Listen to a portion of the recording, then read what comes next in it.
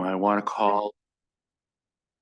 Thank you. I want to call the March 11th Select Board regular meeting to order. We always start with a pledge of allegiance. So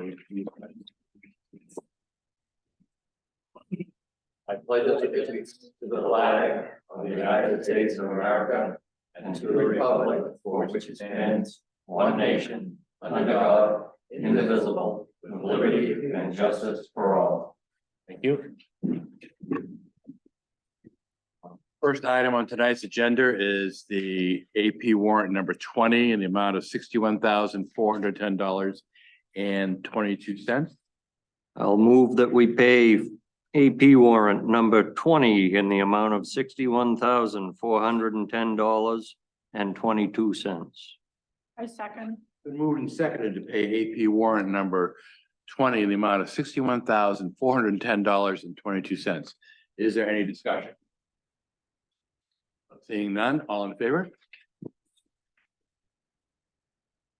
Carried. Next item on the agenda is payroll journal number 358 in the amount of $8,828.14. I believe we had a question. Oh, Yes, the agenda shows fiscal year 2020.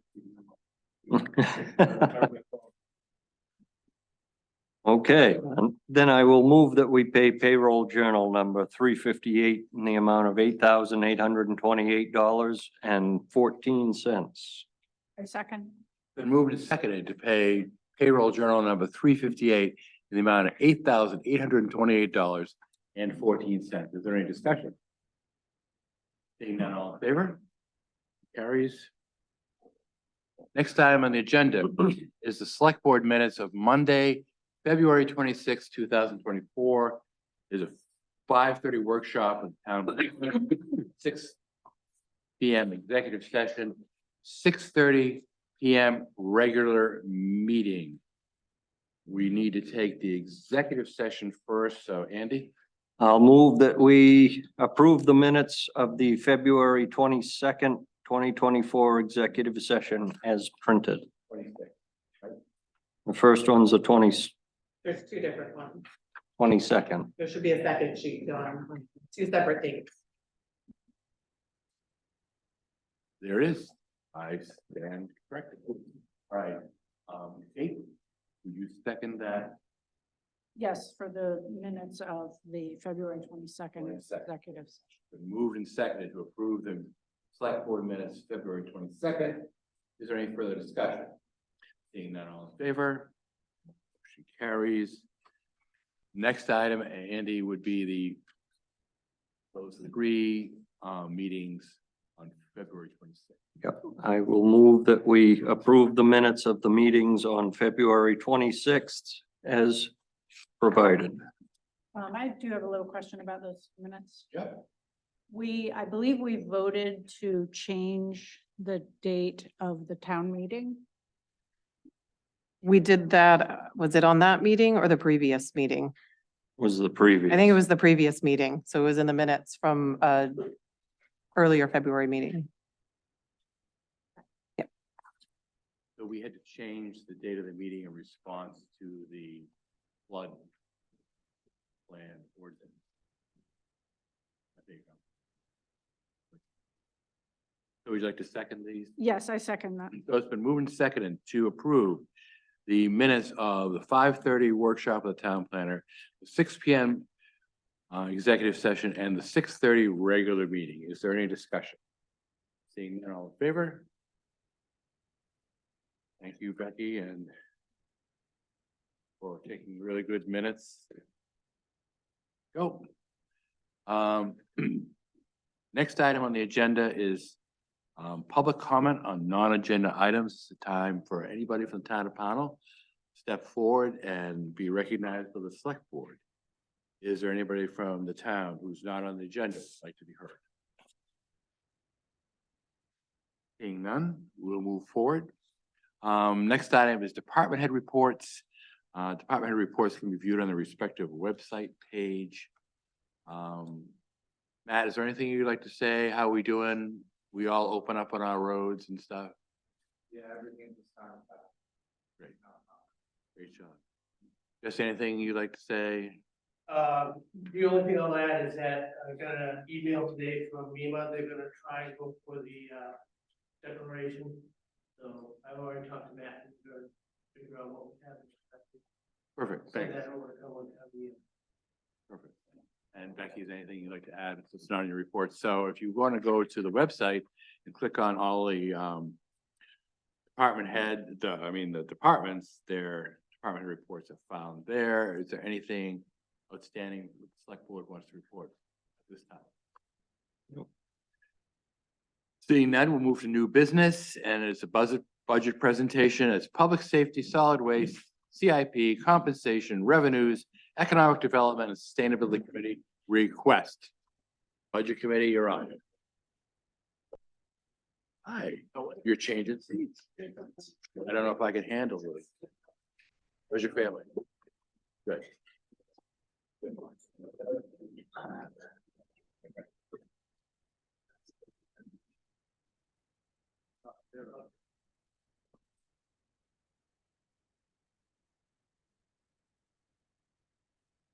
I'm just making sure I'm in the right tab here.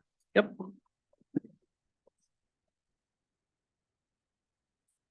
You have space?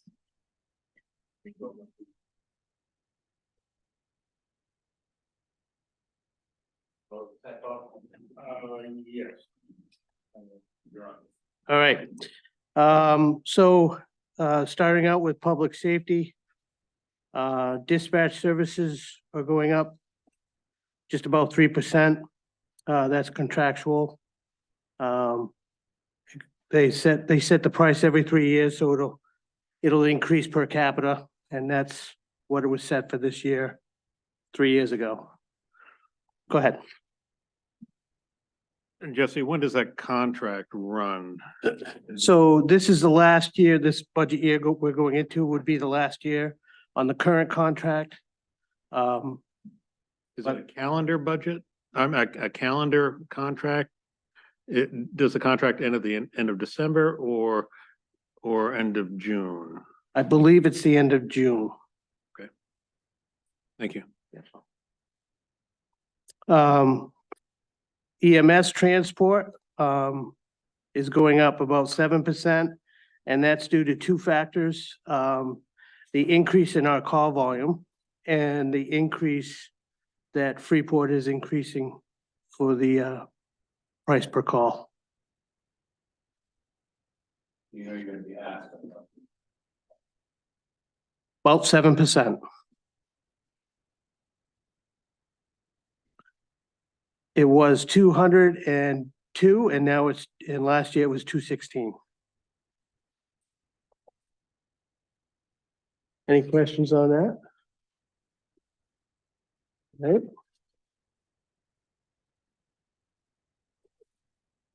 The next line is the administration line. I'm gonna keep insurance at 700. Membership dues, I'm gonna keep at 1470. And the computer, that's for the software and the licensing fees for the computer programs. The reason that's going down is because last year, if you recall, we switched to a different program and we had to pay the purchasing fee, and now we're only paying for the licensing and the maintenance fees. Go ahead. Jesse, just going back to the insurance, can you remind me what that insurance is? So that's a plan that covers the firefighters and EMTs while they're responding all the way to when they get home. Is it a liability? Nope, it's a disability. Disability? Yep. Okay.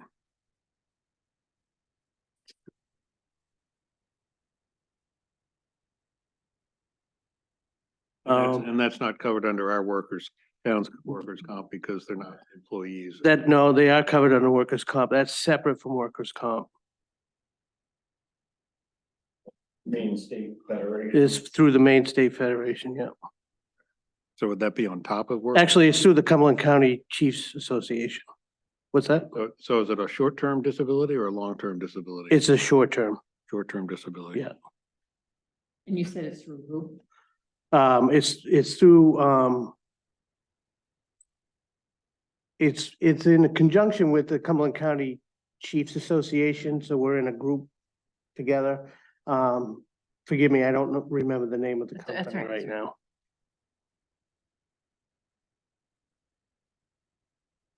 So the other alternative to that insurance would be going through, Maine Municipal Association, and we looked into that, and that one was quite a bit more.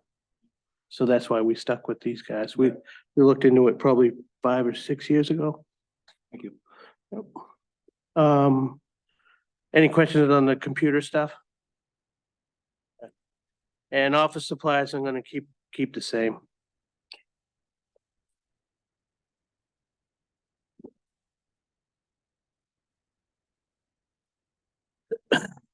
Um, compensation, so I'm increasing the compensation for the officer stipends up 3% to 4,500.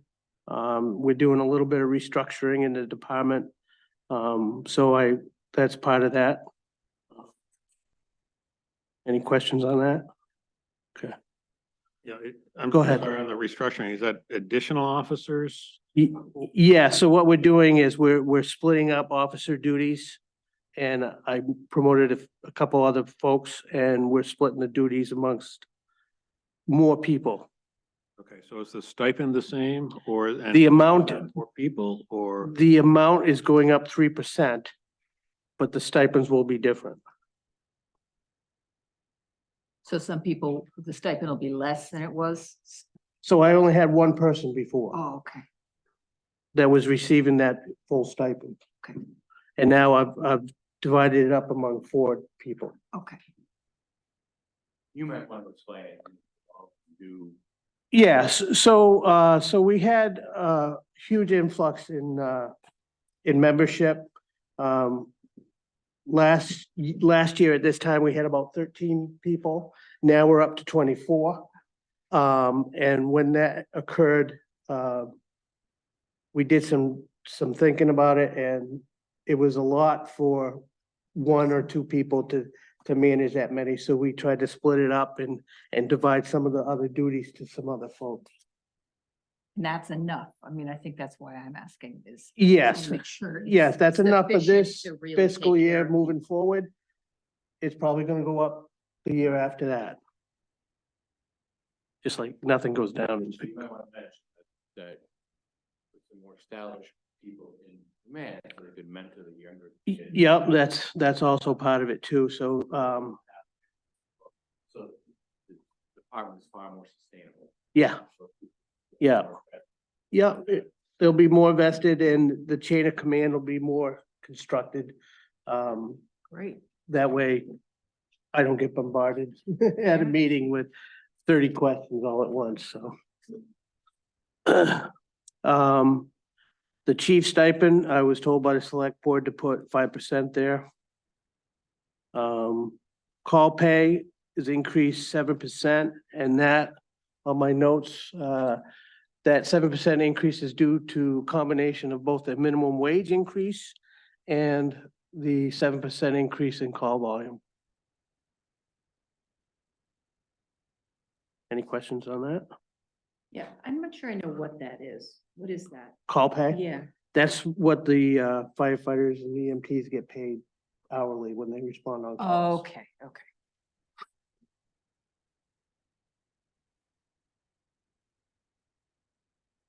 Are you okay with that, Don? You okay with that? Yes, I am. Yes, Okay. thank you. I'm Yeah. sorry. Yep. Yes. Training pay, I'm increasing to 7,000. As you can see, I've already spent more than I had budgeted this past year, and a lot of that was due to hiring 9 new employees, actually 10. One has since left, but it's I had to put on a basic fire school this past summer, and there was a lot of training hours involved in that. Go ahead. I'm sorry, Jesse, and who does that training line item get paid to? Everybody who's involved in training. Okay, so it would be the hourly rate for anyone attending training. as opposed to call pay, Correct. and that would include you, Yes, as does the call. pay. yes. Okay, thank you. Maintenance, I bumped up to 5,000. I budgeted 4,000 last year and I've already spent 25,000 so far this year. And maintenance pay is for maintenance and meetings. So, the first Thursday of the month, we meet at the station and we do the apparatus maintenance and the equipment checks and stuff like that. And they get paid for that as well.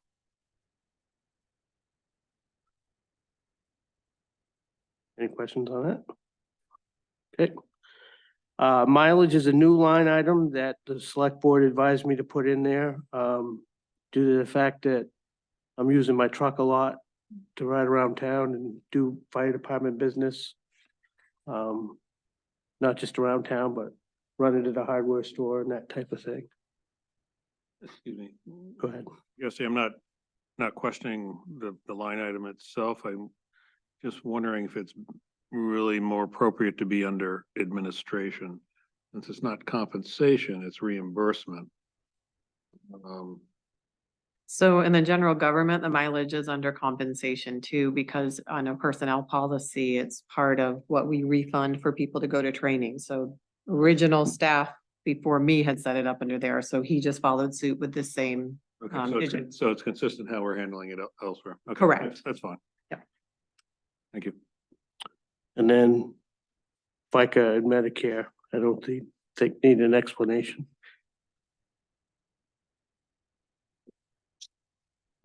Good with conversation?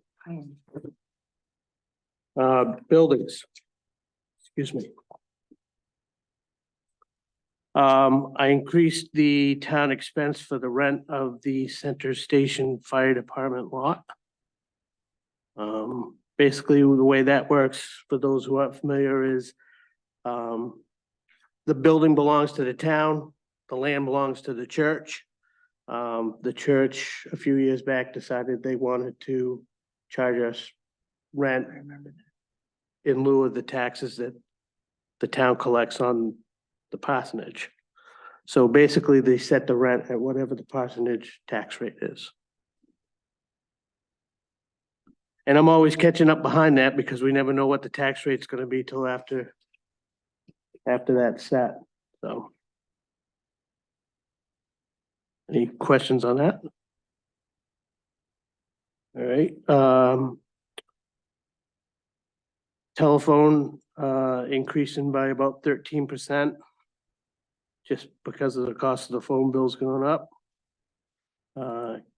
Cable and internet, same thing, about 14.5%. North Pownell electricity went up about 20%, or I'm raising it up about 20%. And Center Station electricity, about 17.5%. I did, however, notice that the electricity bills are starting to come down a little bit.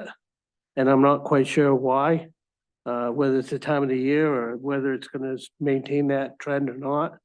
But, I don't wanna get caught upside down on that. Are we under the standard rate?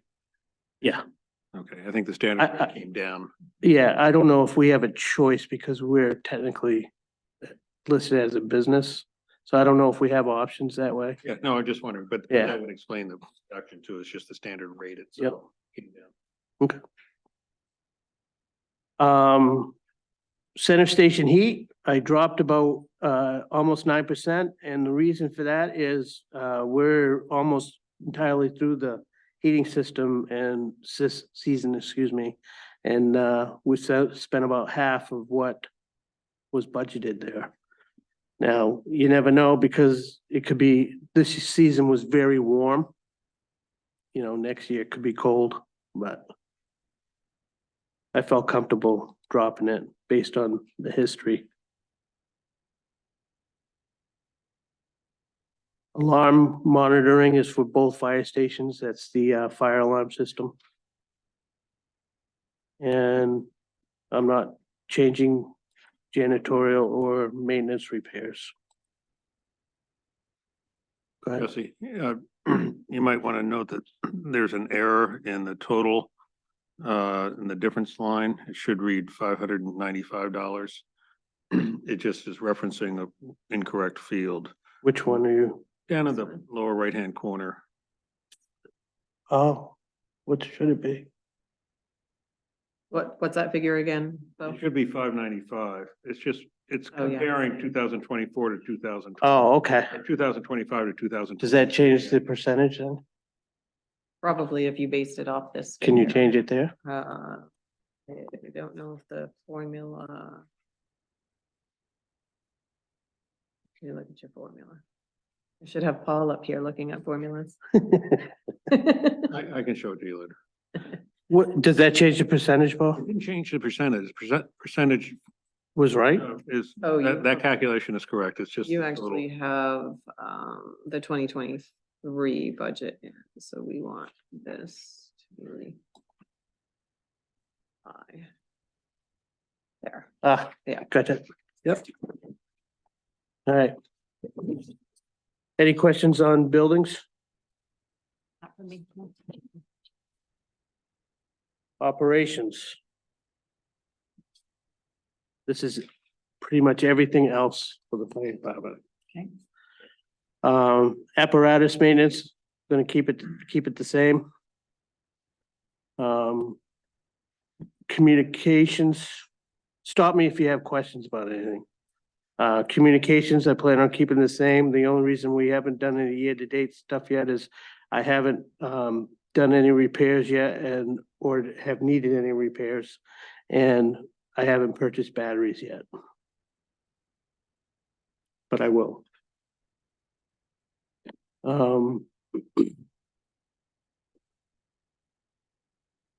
Equipment maintenance and repairs. I cut small engine repair and maintenance a little bit because we've started making a switch away from gasoline powered small engines toward battery powered equipment. And with the extrication equipment that we purchased a year ago, that runs on batteries and small engine repair was really there to make sure that we had money available in case our extrication equipment went down. Extinguishers, I had to, go ahead. Sorry, Jesse, just back to the dry hydrants. Yep, Didn't use any in 2023. that's correct. So far, nothing in 2024. I'm assuming that that is for either replacement or new. It's for any new dry hydrants that might go in, which doesn't happen very often. More often it's for repairs to dry hydrants. And do you see any repairs at this point? Actually, we have one that over on Poland Range Road that we need to finish.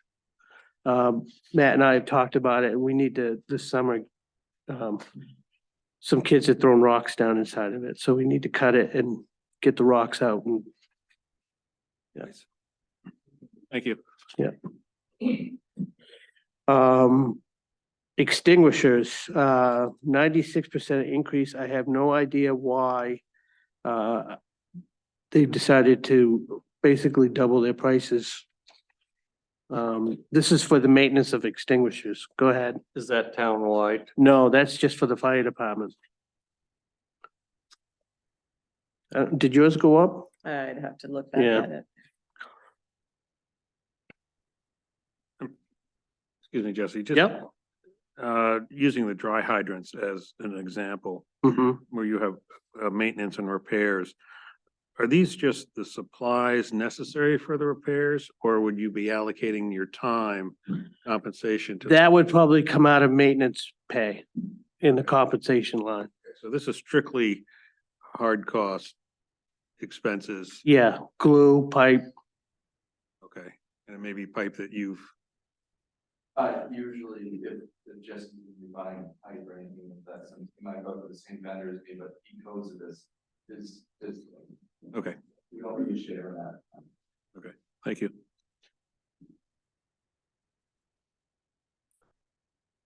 Any other questions on equipment maintenance repairs?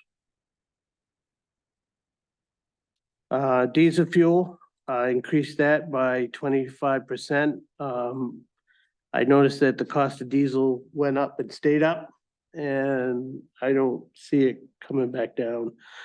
And we ended up using more diesel this past summer than we usually do due to training. We had the trucks out a lot, doing a lot of training with the new people. So, any questions on that?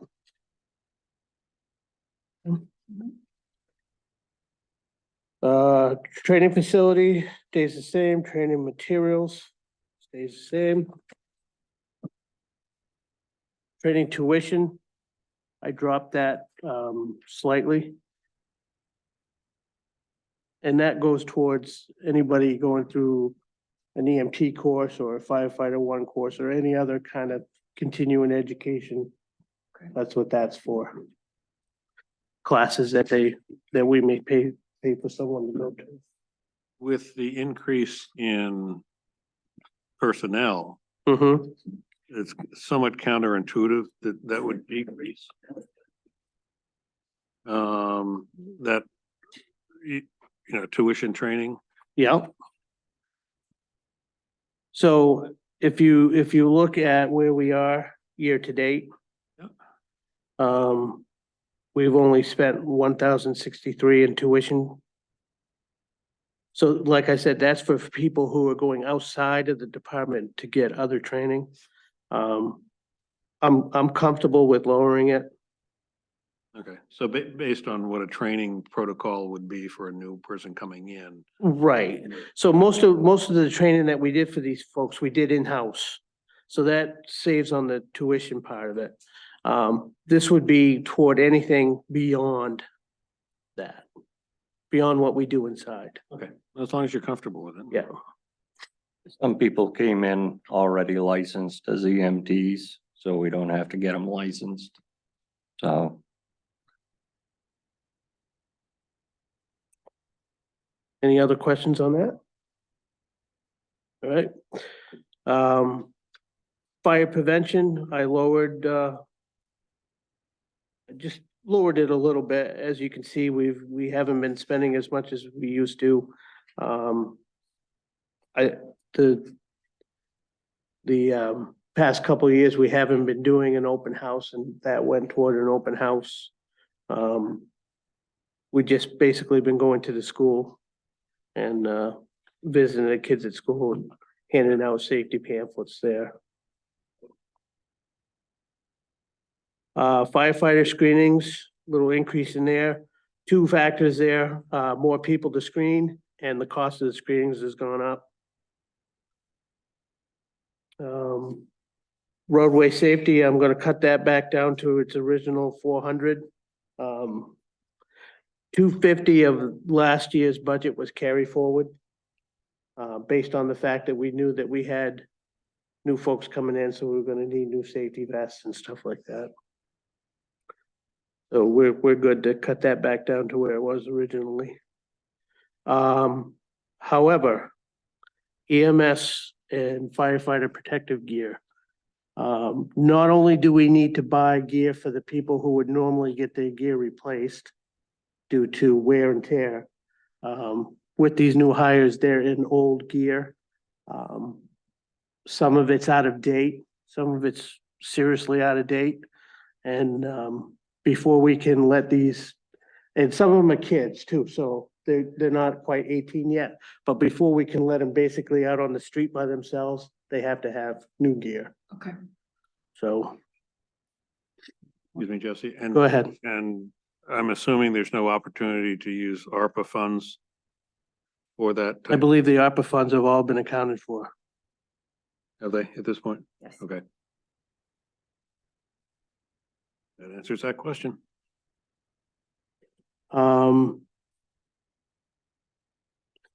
Fit testing, again, I can drop that down a little bit. We had the year before, last year, we had the influx of people that we needed to get fit tested and some of that was carry forward. So, What's fit testing? so that's they have to go and get tested on a machine to see what Oh, size. physical? No, Oh, to no. see what size face mask they Okay, wear. And we usually do that over in North Yarmouth and, they charge us a little bit of a fee there so that we can help pay for the machine and the Okay.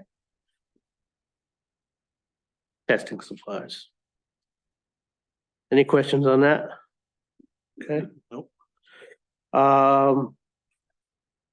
New equipment and supplies, medical supplies. Price is going up. So, and they keep adding new protocols to us, so I had to increase a little bit Yeah. there. Plus, we have a few more EMPs that we have to supply out too. So places where I felt that I could cut, hose fittings and adapters, hand tools, and new extinguishers, and shop supplies and foam.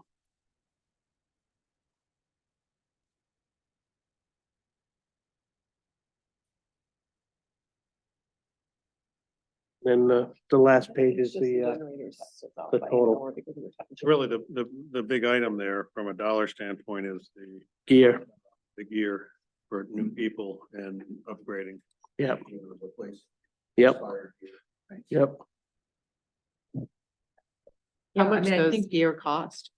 So one set of gear is roughly $4,500, and that doesn't include, that's just the coat and the pants. That doesn't include the boots, the gloves, and the helmet and the hood. No. So you could probably add another 600, 700, actually, probably another 1,000. So probably 5,000 to 6,000 to outfit one person. How long does the gear typically last? So it's technically supposed to last for 10 years. However, if it's still serviceable and in good condition, we can continue to use it. The problem we're seeing is that the gear is wearing out, especially with the active people. It's wearing out in the 10-year, before the 10-year cycle, so.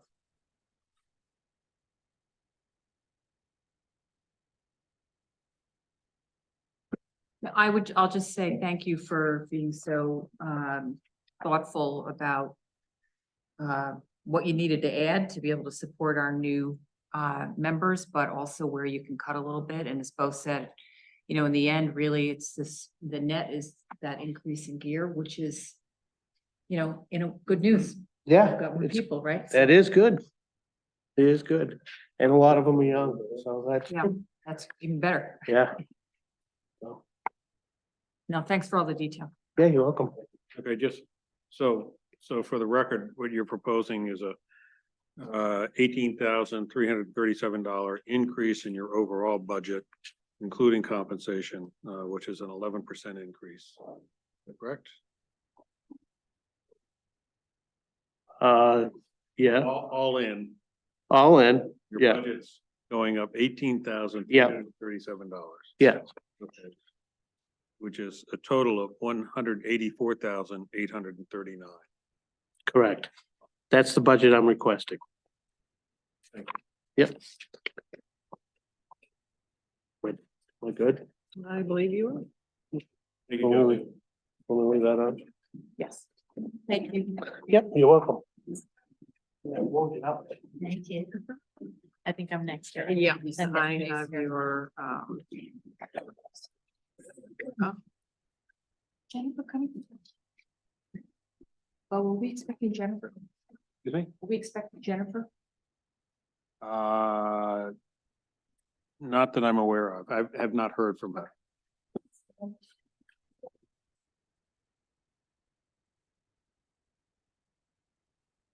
Ready, you're on. Hi, Heidi Richards, Minot Road, and I'm here to present the Solid Waste and Recycling Committee's budget. There's a fair amount of changes this year. So I'm gonna go a little bit more into detail about what a few of the changes are. And then I have a couple questions. So to start, is the EcoMaine tipping fees, which is our MSW. That is our waste, one once the waste gets to EcoMaine, when it's weighed and we are charged per ton. And that number I've added for a growth of 15 homes for this year that we believe will be finished this year or have already been finished and just weren't accounted for in last year's budget. And so we are projecting $26,700 for that line item. I did want to mention that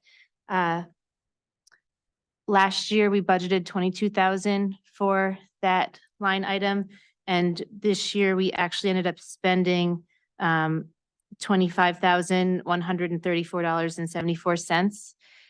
And so what ended up happening was we budgeted for more recycling to be happening last year and stay consistent with the waste tonnage that we've had in years past. But what ended up happening was there was more waste tonnage and less recycling last year. And so the numbers really, I think we covered our bases. They just shifted where it came from. So that increase to 26,700 this year is because we also are going up from an $87.50 tipping fee per ton from last year, and it's going up in July to $97.50 per ton.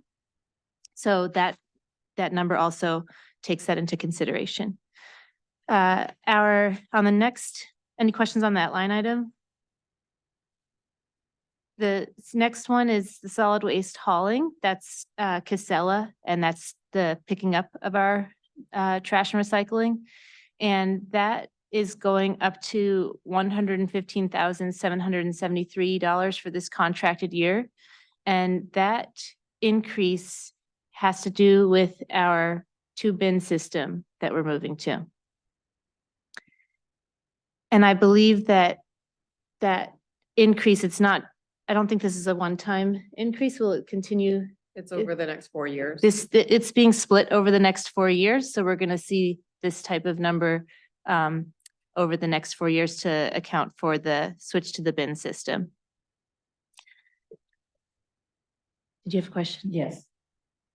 I know we might have talked about this before, but what is that cost covering? It's covering probably the cost of the new automated truck and the 2 bins that every household is getting. Okay, so that's. And then there's also, the town is not going to be, the people who work in the town office should not be responsible for managing the bins. And if there's a damaged bin or a lost bin or anything like that, the Casella should be handling all of that for us. And I believe that, I would imagine that's worked into the cost that is going up. Any other questions on that line? Because that's obviously a big difference from what we're used to. Yeah, I have one more question. So obviously the town is paying for this, which means people are paying for it through their taxes, but there's no bin cost per household. This is yes, the community is, But in addition to this, I don't have. what you would have to pay as an individual household later on is if your bin was damaged, lost, or stolen. Okay. And that you would do that replacement, you would connect with Casella and manage that with them. Okay. And there is a cost to that, and I don't have the exact number. Yeah. Okay, and then yep. I don't have that number in front of me. The cost of the bins is split evenly over the next 4 years, but the contract price is not. So after this year, it's going to be based on the consumer price index of trash hauling for the next 3 years. So we aren't going to know what that is until next year. It will be higher, no doubt. Yes. Yeah. The only number that has been consistent for many years is our septic contract. So that stays at $250. And that is with, it's Lewiston, right?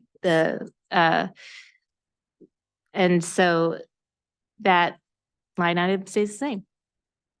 So Pownell Pride Day, that's when we, promote trash pickup on the sides of the road, as well as we get the dumpsters and have them out for metal collection day. We do make a little money on that day. And what that cost is for a mailer to go out. As you can see, it's gone up over the years because of the price of getting those flyers produced and mailed out has increased. Becky has let me know that's about $750 a mail to mail out to the whole community at a time. And the reason that's $1,500 this year is specifically because we're going to the 2-bin system. The select board recommended that we account for an additional mailer right before the 2 bins go out to prepare residents for what that change will look like. So that's where I put it in there, because that line is really just our mailers. And that I would project that would go back down to $750 or whatever the mailing price is the following year. Heidi, I'm sorry. I know we get some money back on the metals that come in. Where does that money go? I believe it goes back into our, It's a revenue, so you'll see that later in her revenue. So yes, yep. Thank you. so then the next line item, the pay as you throw bags, as you've seen in the past years, like last year, we budgeted $12,000 for that.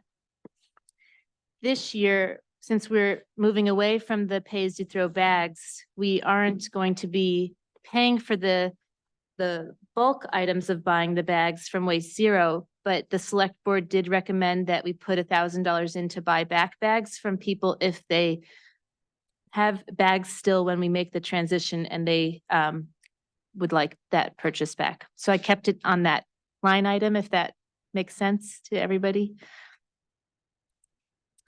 And then the EcoMaine tipping for recycling. I believe I sent the budget committee a previous document of this, and Becky caught an error of mine this morning. I think I had written down that was somewhere in the $5,000 range from 2024. But that was what I requested before making an adjustment to the budget last year, before I knew that the rate had gone up last year. So we budgeted in the end for $7,370 in 2024, and our recycling tipping ended up being $5,516.53 to close out to account for the 12 months that we used for tracking. And what the fact that there's that much of a difference to me shows that we shifted our habits a bit from recycling more and having a little bit more waste. And that's what I had said earlier, that was we could see that adjustment in the numbers. So I do want to say that at the beginning of 2023, the tipping fee for recycling tonnage was $35 a ton. And at the end of, in 2023, it was $35. We shifted in July of last year, 2023, to $45 a ton for recyclables. And I've just was informed that in July of this coming year, it's shifting to $65 a ton for recyclables. So that's a very big shift in recyclable tipping fee. And I believe I was told, I was on the phone with Alan Bradstreet, and he had said that I think it started at $0 when this all started. So a big shift in the recycling market. So that $8,000 is to account for the shift in the price of the $65, a ton for the tipping fee, as well as the additional homes that we have coming in Pownell. And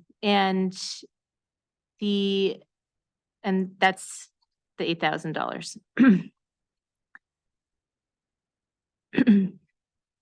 Yeah,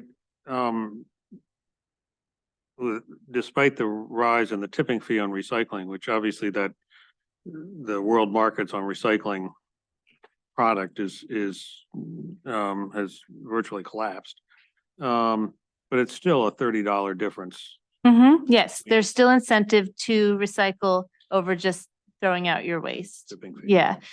So People save money, save the town and themselves money if they recycle. yes, please keep recycling. And it still gets sold and used in different manufacturing ways. It's just not the same as it was several years back. And at different times in the year, there's higher incentive or cost there's a higher revenue for cardboard or certain plastics. It changes depending on what's going on. I have two questions. Can I ask those now? Is that okay? Okay. So one of the things that I did not account for in here in the MSW tipping fees is that Waste Zero has shared with us, and they gave some data to us from other towns like Sanford. When you move away from a pay-as-you-throw system and you have bins that hold a lot of space, inevitably there's more waste that goes in there, and your tonnage increases when it gets dumped at EcoMaine. And I did not account for a shift in those habits because I don't really know how to project for that shift in potential higher tonnage amounts at EcoMaine. So I don't know if the budget committee and the select board want us to come up with some sort of percentage that we add, or should we wait and watch for a year of what habits take place? Was there an indication by Zero Waste, which is independent of Casella, it's independent of They're still trying to sell us a product though, too. Yeah. Any indication that increase in waste tonnage is coming from recycling, or people just want to fill up the can since it's going to the end of the driveway? And therefore they're cleaning out their garage or their basement or. Yeah, so I didn't ask those specific questions. I would imagine some of that's coming from recycling, but if it is coming from recycling, that's a different price per ton that we're accounting for. So, because we're accounting for $65 a ton versus $97.50. And did the Sanford data indicate any noteworthy quantitative change in the tipping fees? Like, was it plus 5% or just? It was more, I believe it was more than plus 5%. But they did that. I think they were also showing us numbers after years of out of compliance with it.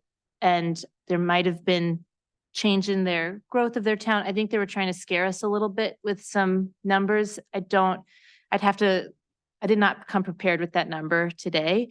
But I believe it was more than 5%. I don't think we would have to do that type of percentage for our first year, because my hope is people's habits stay relatively the same as we make this shift, but I'd imagine there would be some shift.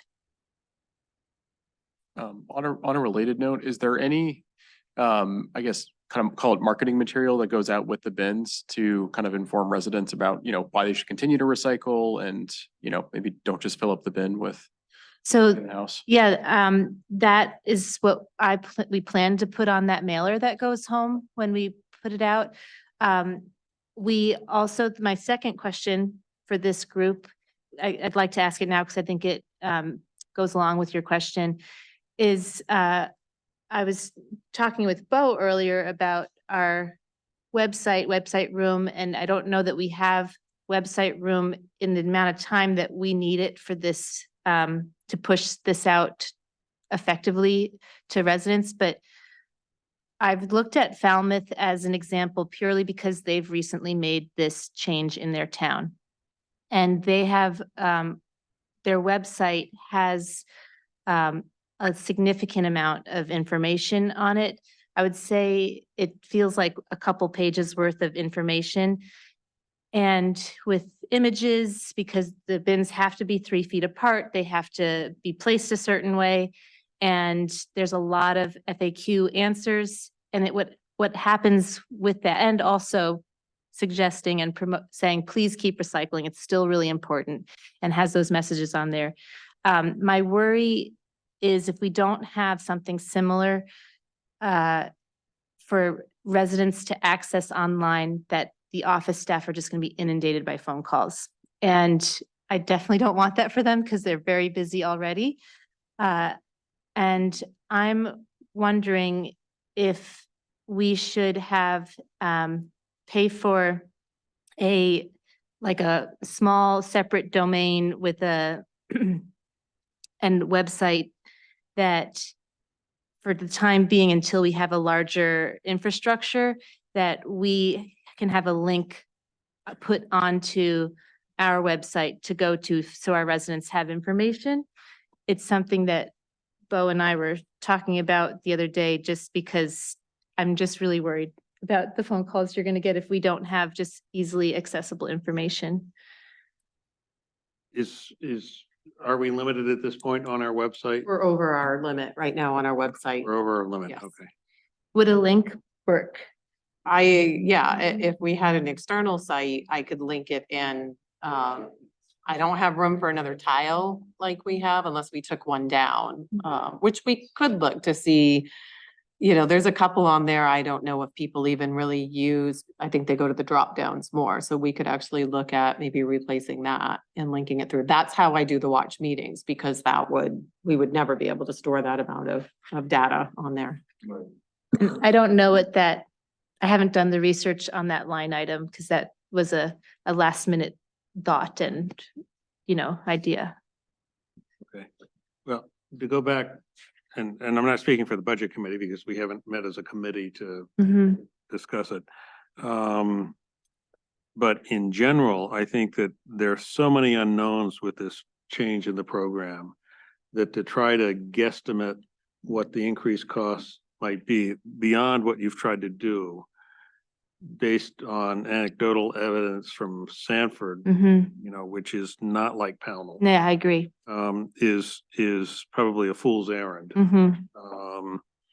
And I would hate to increase taxes on such kind of weak information.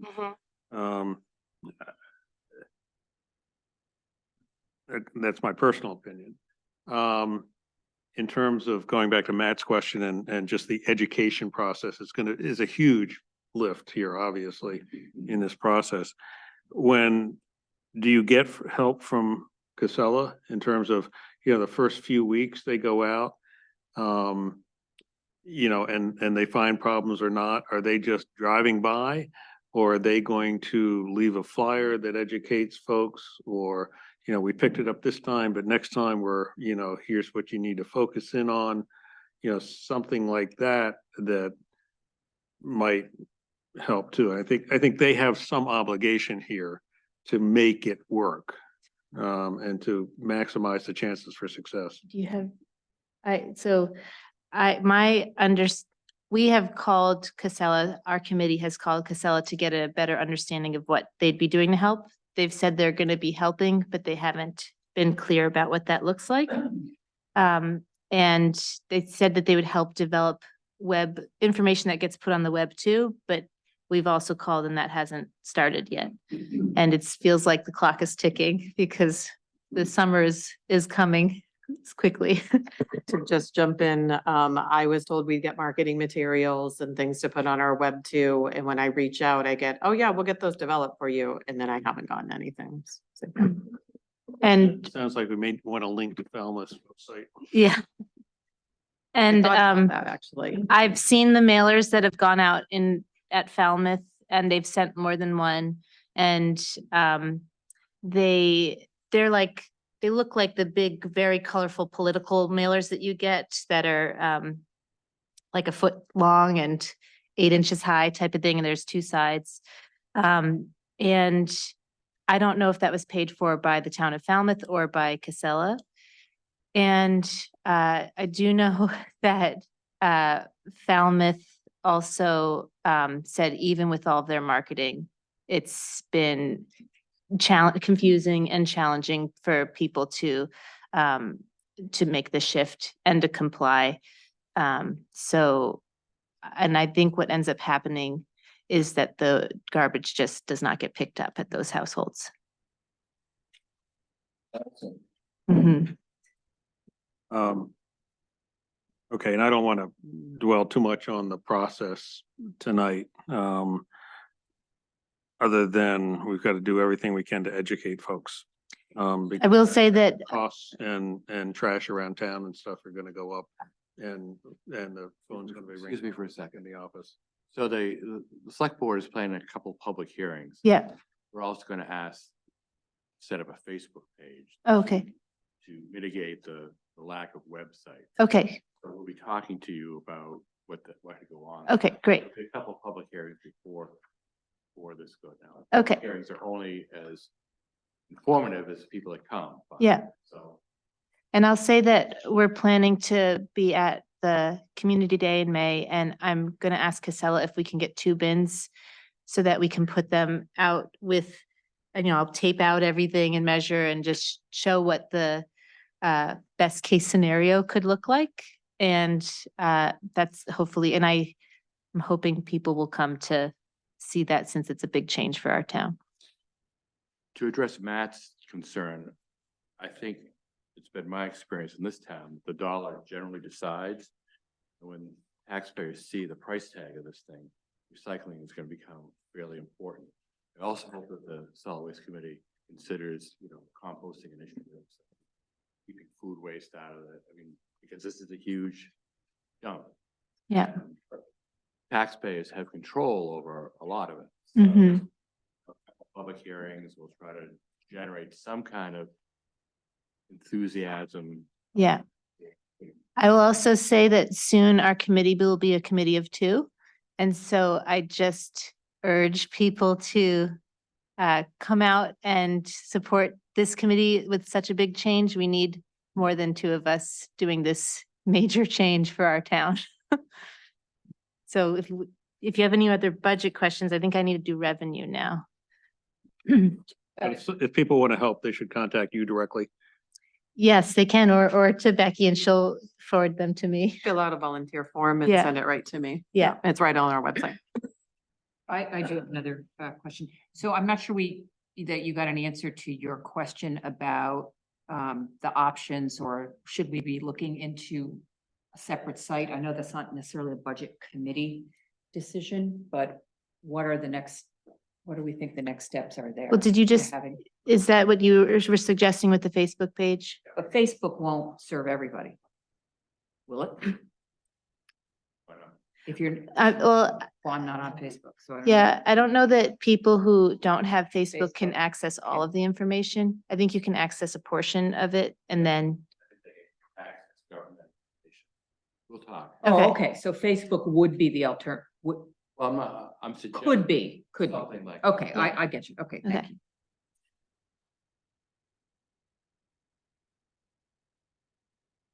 okay, so for revenue, we are no longer going to be getting the pay-as-you-throw bag sales, which was, we projected each year. I don't know what the actual number ended up being, but we projected that we'd get around $26,000 a year from that. And we did have to buy the bags for $12,000 a year. So when you actually take that line item out, it's not as painful as not getting $26,000 a year. But then the metal sales, we never know how much metal tonnage we're gonna get from that or what the price of metal is at that given time.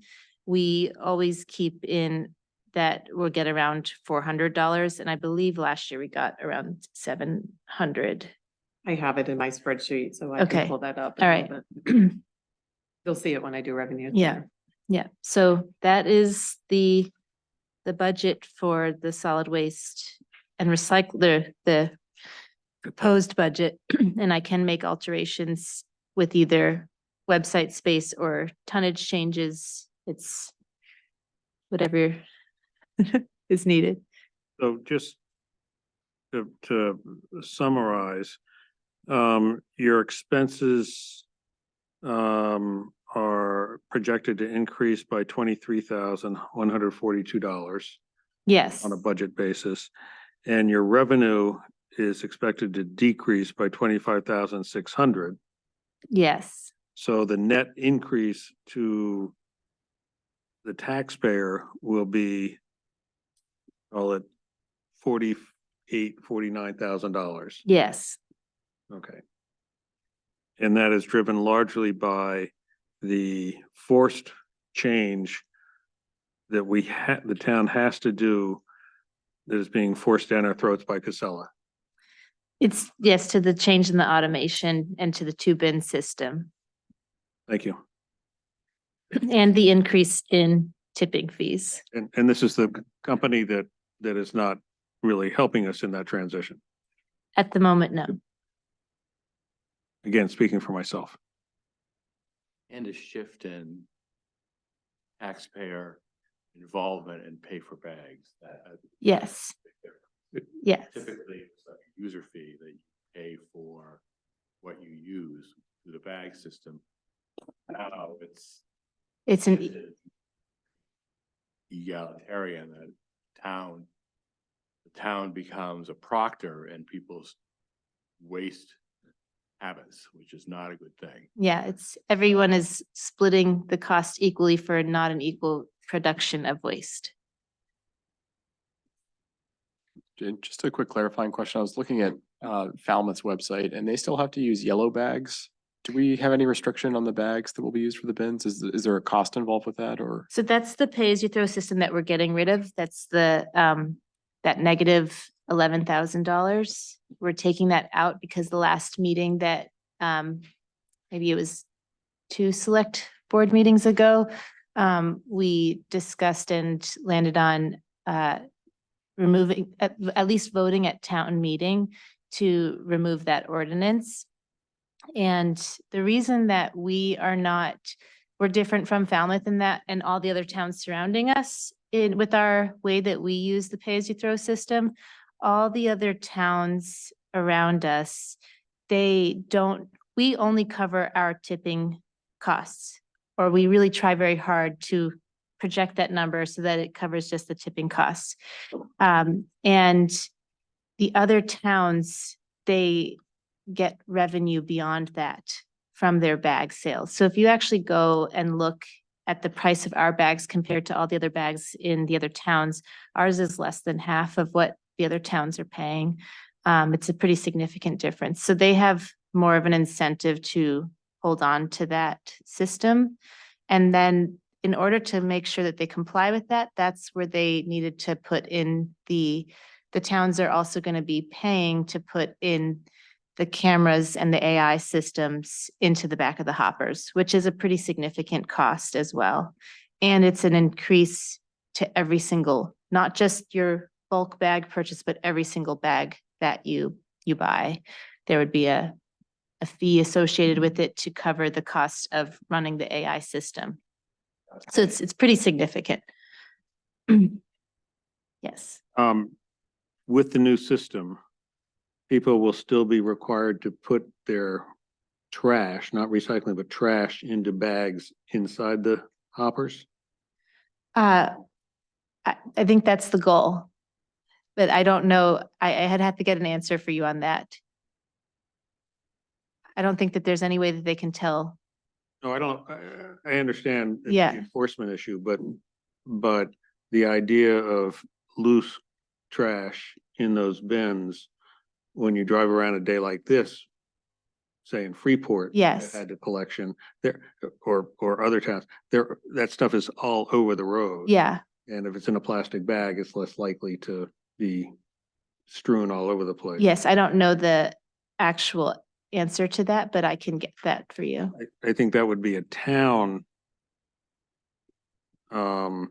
decision as to whether we would require plastic bags going forward in order to reduce the likelihood of litter and debris around town.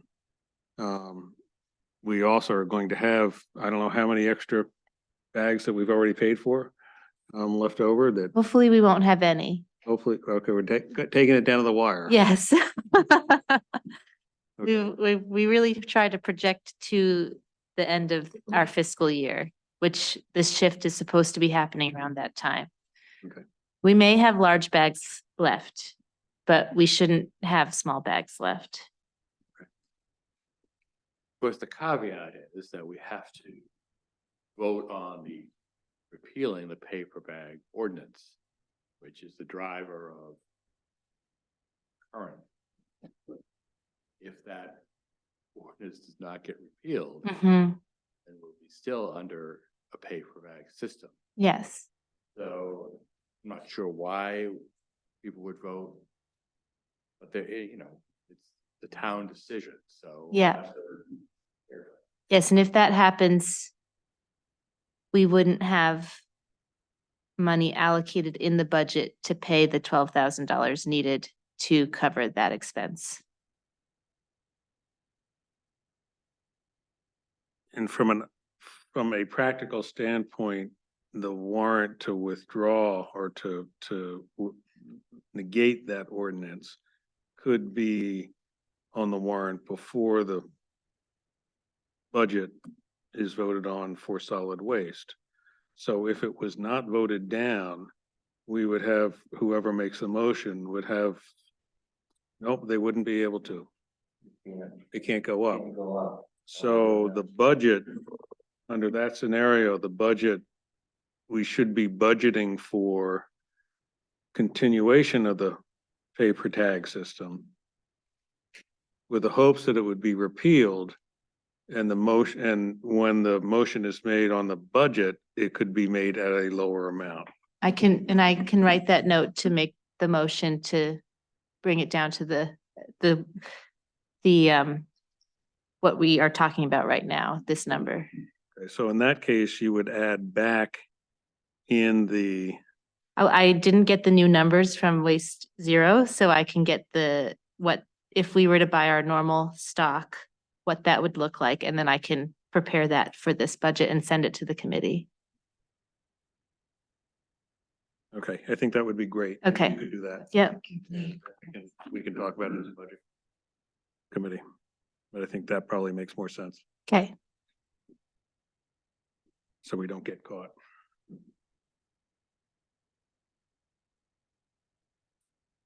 Any other questions on the solid waste and recycling committee budget? I thought, is it Shane? Yeah. I think you have to come to the mic.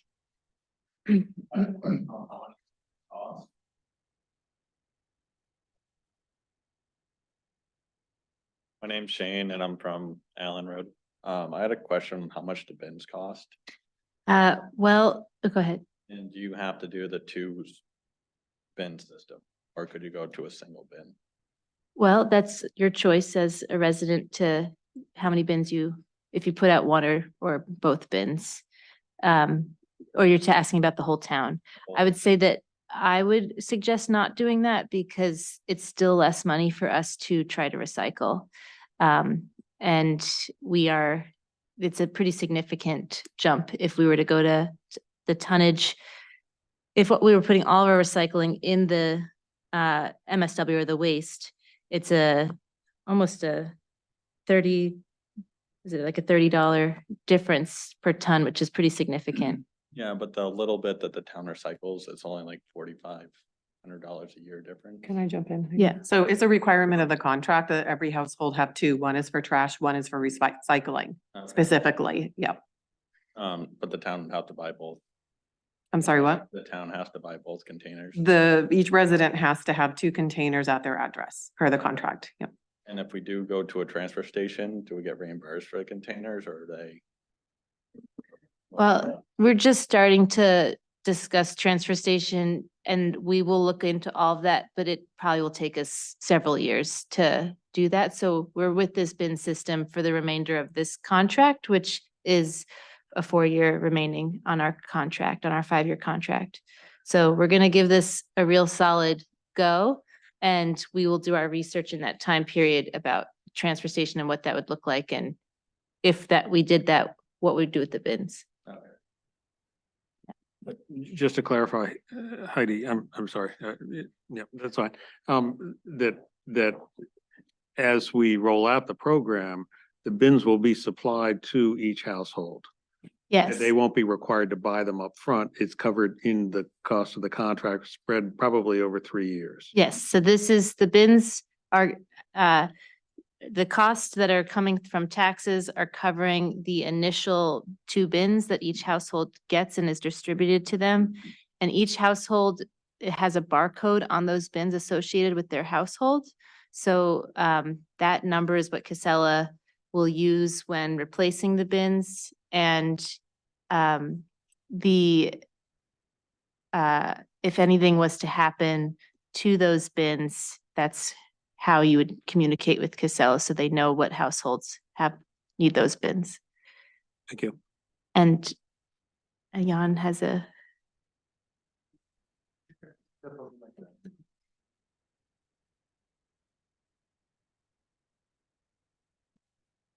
Here from Worst from Based, Hallowell Road. I have a place in Old Orchard and we just started last year. And as far as education goes, the bins, when you receive your bins, they put some leaflets on the bins with instructions. That's good to The know. way to educate is that, and I learned it by the hard way, if you don't put your bin with the proper side facing the road, they don't pick it up. Mhm. So I didn't do that the first time and they didn't pick it up. Yeah, So that's a good way of educating, actually. yeah. So There will be a lot of that unfortunately, in this shift. Yeah. for your information. Thank you. Glad to hear they give pamphlets at the beginning. Okay, that's the budget. And I'll make those adjustments and have that ready. Okay. And I'll make a note to make that adjustment at town meeting, if needed. Great. Thanks, Heidi. Yep, Yes, thanks for your leadership. Yep. yes, Yeah, Really you could appreciate it. update us on those numbers. I Yes, think I'll it's send good. it. That would be great. okay. We can vote on them to that point. Next up, Thank you. Paul Schuman and the Capital Plan Committee.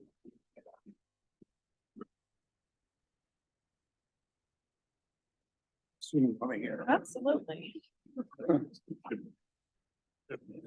Paul, just so you know, thank you for sending the whole model out and I did forward it on to the committee members. Oh, so I'm done?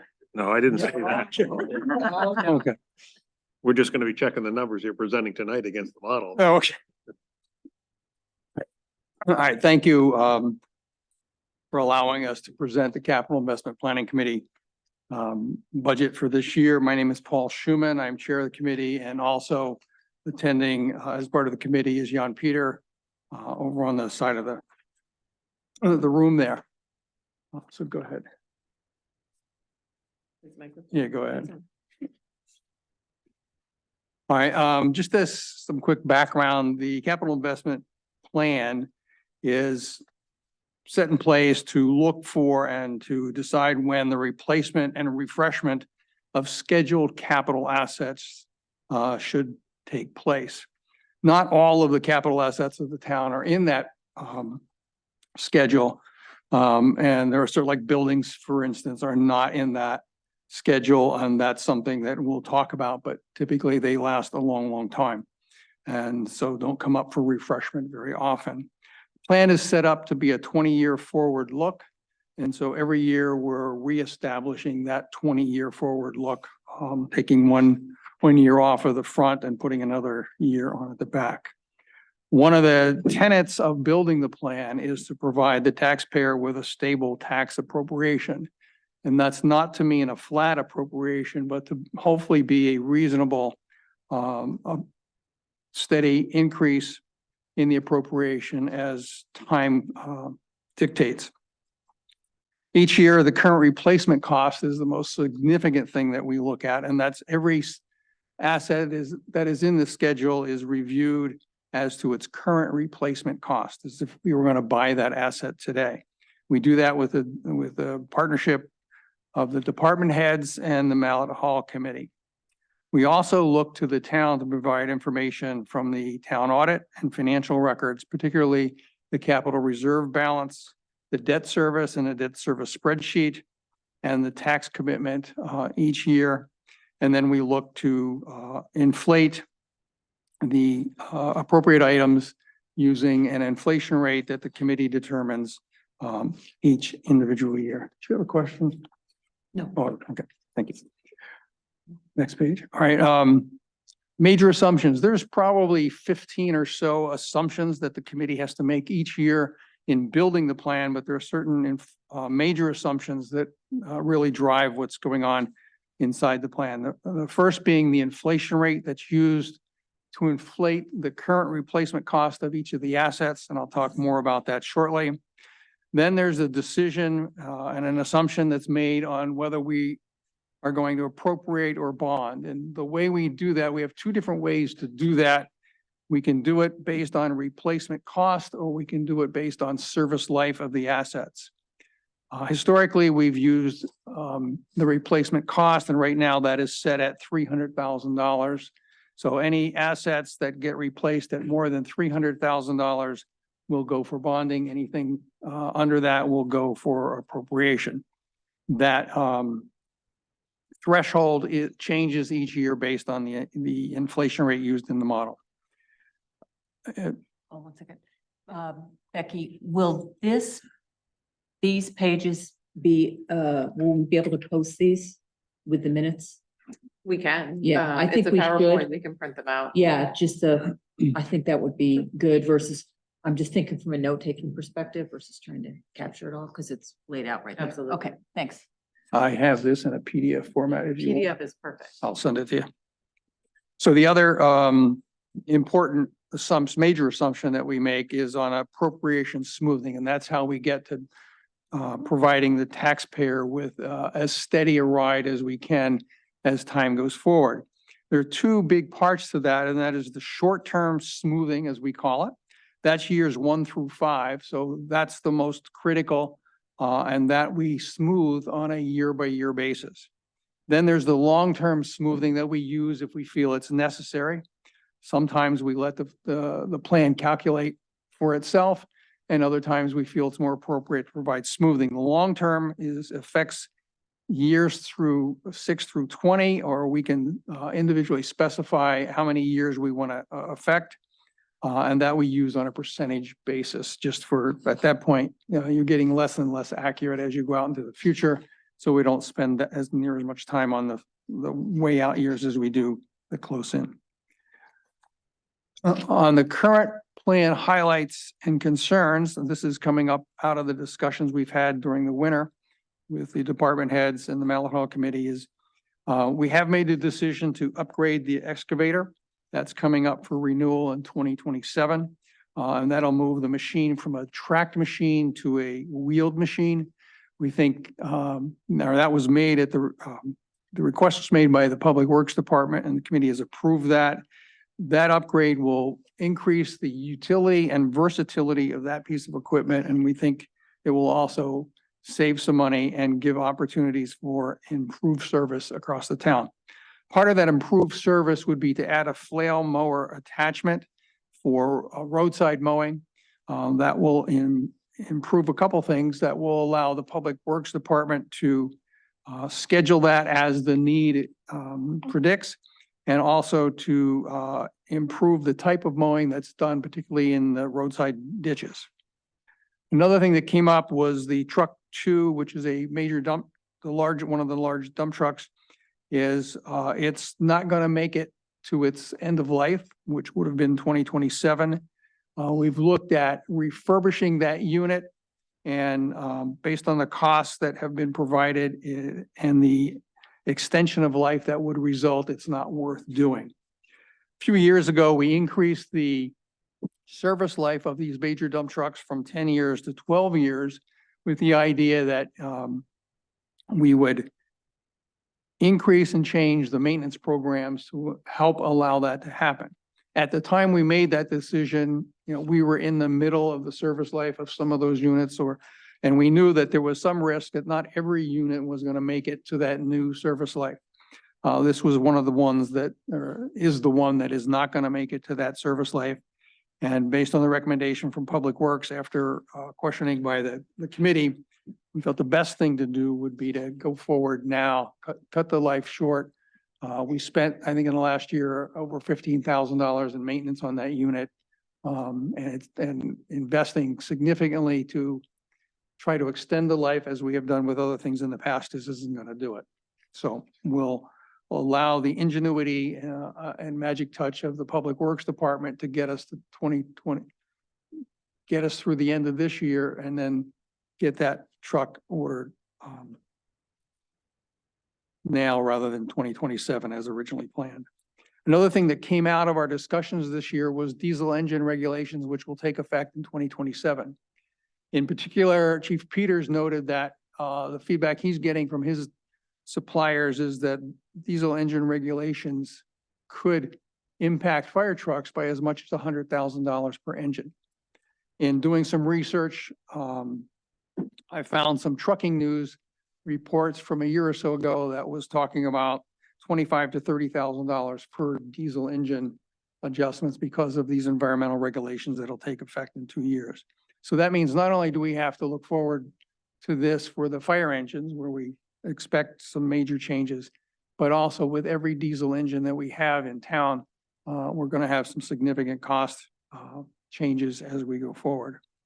Are you going to go into the specific expenditures? Yes, Okay, thank you. I'll get there. No, that's fine. Okay. Part of the good news that came out of the highlights, or one of the highlights, was that we, through the Public Safety Department, we'll be getting a grant from Cumberland County to help with the transition of communications from analog to digital. That grant will be in the amount of about $62,000. Inflation rate, I've already mentioned that, and I'll mention that again as I go through this tonight, is that's a highlight and a concern. We started the year planning for a reduction in the inflation rate that we use in the plan from 5% to 4%. We've now concluded that that won't happen based on the additional data that we've received through the course of the winter from our department heads. That inflation needs to go higher, and I'll talk a little bit about that when I get to the specific item. And the other thing that has raised its head for the first time is multiple year lead times on major assets. And this is, we're talking really fire trucks and probably even the dump truck, is we're going to see a year to multi-year lead times in getting this equipment, which raises a question which we have not yet resolved, is when do we appropriate the money for that? And how does that appropriation happen? Because typically we would appropriate and spend the money in the fiscal year at question. In this case, we're going to appropriate, we may not spend that money for a year or more. So I think that's a question the committee needs to talk to the town about so that we can keep, the town will keep their records accordingly. And the committee may have to adjust something so that we don't count any money twice. And we have a couple of ideas. I'm not sure what the town would prefer. Next page is, that's just an example of the asset schedule. It's truncated here, but it gives you an idea of how we break down information on all of the schedule assets and what their current replacement cost is, what their years in service is, what their service life will be, and what their replacement cost is expected to be in the future. And this is the sheet that gets recalculated every year as we go through our planning process. On the next page, and some additional things that came up this year that have been kind of in the backs of our mind, but really came to the forefront when the Mallet Hall Committee made their presentation, is that we've got several items here that are not in the capital plan at the moment, like the Mallet Hall furnace. That's a $20,000 expenditure that was paid for this year through a grant. What happens the next time that furnace has to be replaced? Right now, there's no, it's not in the capital plan. Question is that a capital item? And the building is, the roof on the building is, but nothing else is. And so we are going to go back and discuss all of these items as to whether or not the committee feels it should be a CapEx item or an OpEx item. And then we'll look to, if we want to add that to the capital plan, we'll have to make that decision at the committee level and request the same approval at the select board level. The Mallet Hall parking lot overlay is a $15,000 expenditure, which would, in our quick determination, would be an operations item to happen. It's probably 15 years out in the future, maybe more. But that somebody needs to have their eye on the ball in terms of that's a significant expenditure that would cost $15,000 today and more when we get to it. So how is that being handled? The Mallet Hall sound system and AV equipment, new equipment that was provided by grant. To us, that looks like it maybe belongs in the capital planning process. We'll have that discussion and better understand what that equipment is and how to account for it there. The computer systems, again, purchased with the grant, and the Mallet Hall acoustic material purchased with grant. Quick look at that appears to be OpEx type of items and needs to be accounted for by somebody, which raises the whole nother question of, and there are some other things that we're aware of like this that maybe need to get some discussion as to how are we planning for the funding of that, or do we want to just let them happen? There are a couple of different ways that we kind of threw out in our meeting was, should there be a like a sinking fund like we use for the Water Association major capital replacement or major maintenance program that's run similar to the capital plan, or should we kind of blend the capital and major maintenance ideas together and run it through one program? Hasn't been discussed at the committee other than just to mention it as I've done here. But I think, as you can see, there are some significant items out there, and there's more that are not listed here that have been brought up in these meetings in the past. So just throwing it out there for future discussions. Fiscal year 2025 expenditures for public safety. We have the air packs at a little over $109,000. Those items are currently 20 years old. Recommended replacement service life is 15 years. So we should look at replacing them. That includes a yet unknown price increase, which should happen in April. We think it'll be 4 to 5%. We've budgeted for the 5%. We're also looking, or the Public Safety Department is looking at possibly a grant for this equipment. That won't be known until after town meeting, if it's successful. Communications equipment, I've already talked about that a little bit. That's upgrading the communications equipment from analog to digital. The expenditure this year for the town would be $26,312 thereabouts. The remainder, $62,000 is being funded through a grant from Cumberland County. And this may be more of a question for Jesse. The air packs versus the SCBA line item, are those complementary? We're not. So the SCBA line item is for annual testing of the SCBA and any maintenance. Okay, This is for replacement. for replacement. Okay, thank you. And then the repeater system would be replaced at 17,400. In Public Works, the only item was truck 2, which is a 2014 Freightliner dump truck. Cost is projected to be $268,000, and we would expect that all of these would be in the warrant as up to items. So those are the 4 items for expenditure this year. The next page is a chart. Sorry, Paul, and those would all be coming from the CIP fund versus bonding, because there, no individual item is above the 300,000. That's correct. It all come out of the capital reserve account. And then the chart on the screen now is a chart that shows in the red dotted line, that's the expenditures year to year that are projected based on how the plan is currently set. And I'll tell you now that this is an exceptional year in coming to this committee with our presentation, because usually when we come here, our plan is set. Unless you change it, this is it. This is the first time we're coming and our plan is not set. We have set by committee the requested appropriation for next year, and I'll get to that on the next slide. But then you've got in the blue line is the appropriation, and that you can see the smoothing. It's not as ragged and jagged roller coaster ride that the expenditures are. And that's what we're trying to do to help the taxpayer absorb those increases over time.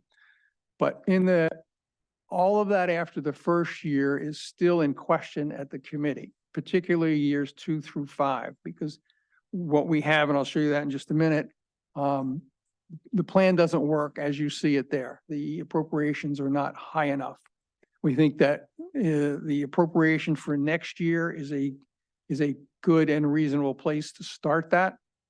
A string of appropriations, but what's in there now has not been determined and needs further discussion. So I would expect that blue appropriation line will move up slightly.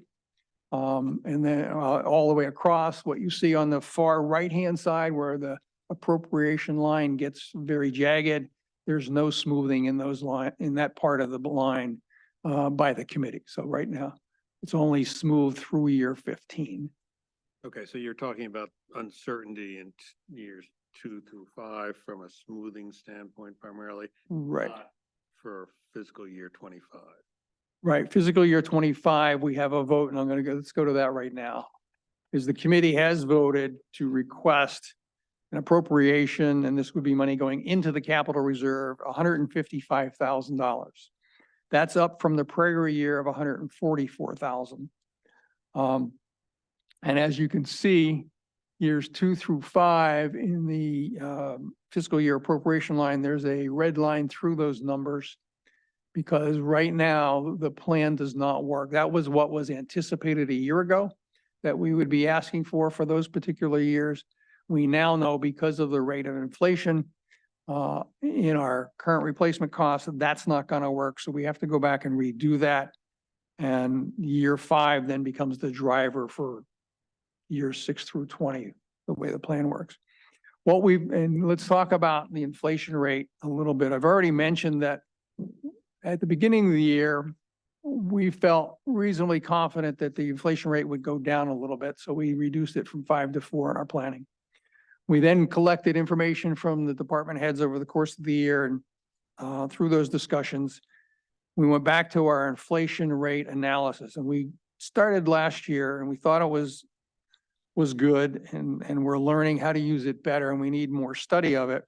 But we're looking at our plans all the way back to the beginning of time when we started this, 2013.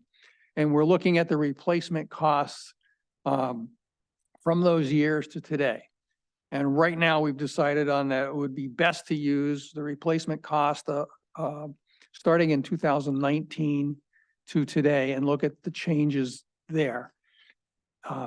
What happens when you do look at those things, there's a variety of reasons why certain pieces of equipment you can't do that type of analysis on.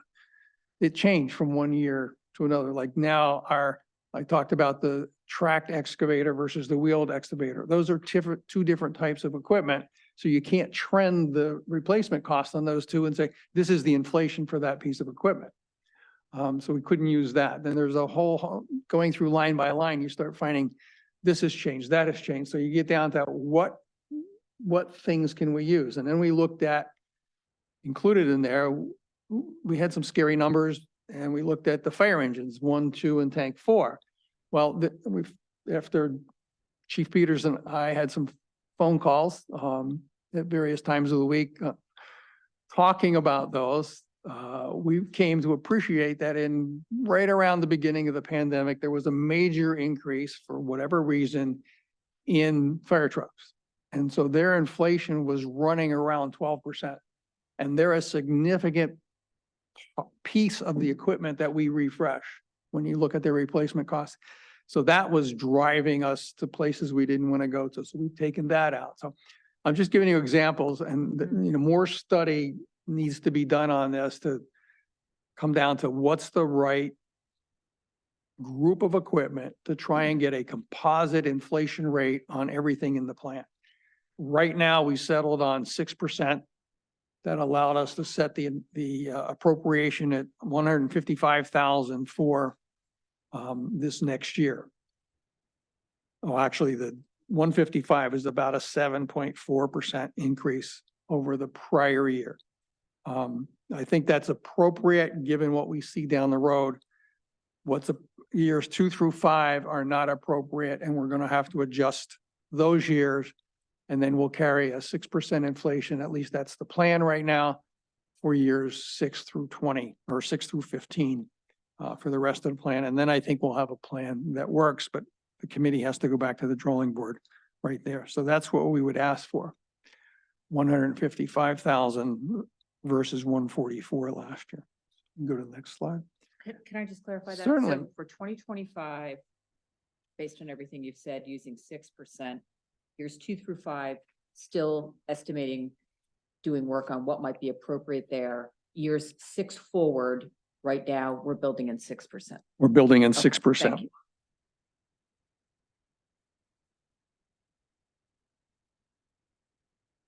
So if you go to the chart that's on the screen now, this is the capital spending, which is debt service and appropriation versus the tax commitment each year for the town. Just thinking about the appropriation now to try and benchmark what's happening there. If you look at the first, I think 13 years of actual, you've got about 3.4% of tax commitment is going to appropriation. In year 1, it drops to 3.1%. And then thereafter, it's under 3%. So that's another kind of benchmark to look at, that we're not spending enough in appropriation. And all that, and not that that means much more than, hey, you need to go back and look at it, which I've already told you we need to do. But we need to come to grips with kind of an appropriate inflation number to put out there so we can come back to what's the appropriate appropriation to get us all the way across the plan. Right now, and I see that you're looking at the what if tab. If you look at that 4 years back around or out to around 9 or 10, you can see that the capital reserve account goes negative. So we try to keep we have a benchmark. Right now, the benchmark for the balance in the capital reserve account is 262,000. We don't want to go below that. We didn't change it from last year, but that's where it's set at. And in fact, not only don't we meet that benchmark in those out around, I think it's 9, 10, or 11, we go negative. So and we can't run a negative in the capital reserve about. So we know that doesn't work. If we can fix that, we've got time to fix that. And the committee will do that hopefully at its next meeting in March. Do you mind, did you explain that again? Just the beginning part where you're saying what percentage, can you explain this again? Okay. Sorry.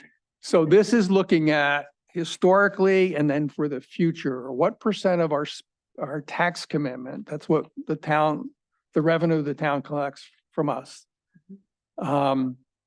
is being spent for capital. So, and the red bar is debt service. The green is appropriation. And you can see the real driver of what we do is in the debt service, and that's been coming down strongly of late as we pay off the outstanding debts in town. if you were to look at all right, just kind of as a benchmark of where the appropriation should be. In the historical years, it's around 3.4% of tax commitment. When you get into the projected years, it's now dropping under 3%. So that's just a suggestion that we're not contributing enough through the appropriation to capital support based on how much we are expected to tax the community. Does that help? Yeah, yes. Okay, so I mean, and I'm not saying that's how we will arrive at it, but I'm just saying if you, I did that just to kind of check how much are we spending enough? Because to me, I would look at that and say, all right, probably somewhere between 8 and 12% of our tax commitment is what we should be spending on capital. Now we're starting to run below that. So immediately my question is, are we spending enough? And then you look at it and say, well, the bonds are dropping off as we pay them off, which is good. We want that to happen. You can see in there in year 6, in year 8, and I think in year 14, the red bar goes up a little bit.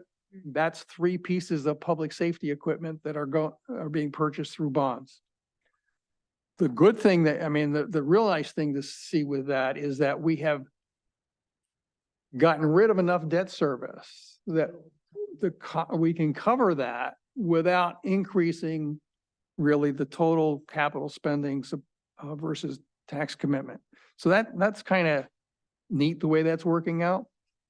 The tax commitment, is there a inflation?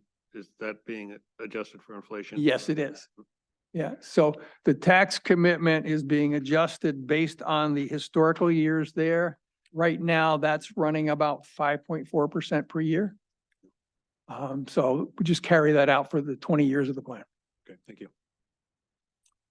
Okay, and then the next one. So, any other questions? Yes, and maybe some of this is also directed at Jesse and Matt. I witnessed, different life, changes in regulatory requirements on diesel engines in the marine sphere. And, going to, tier 4 engines.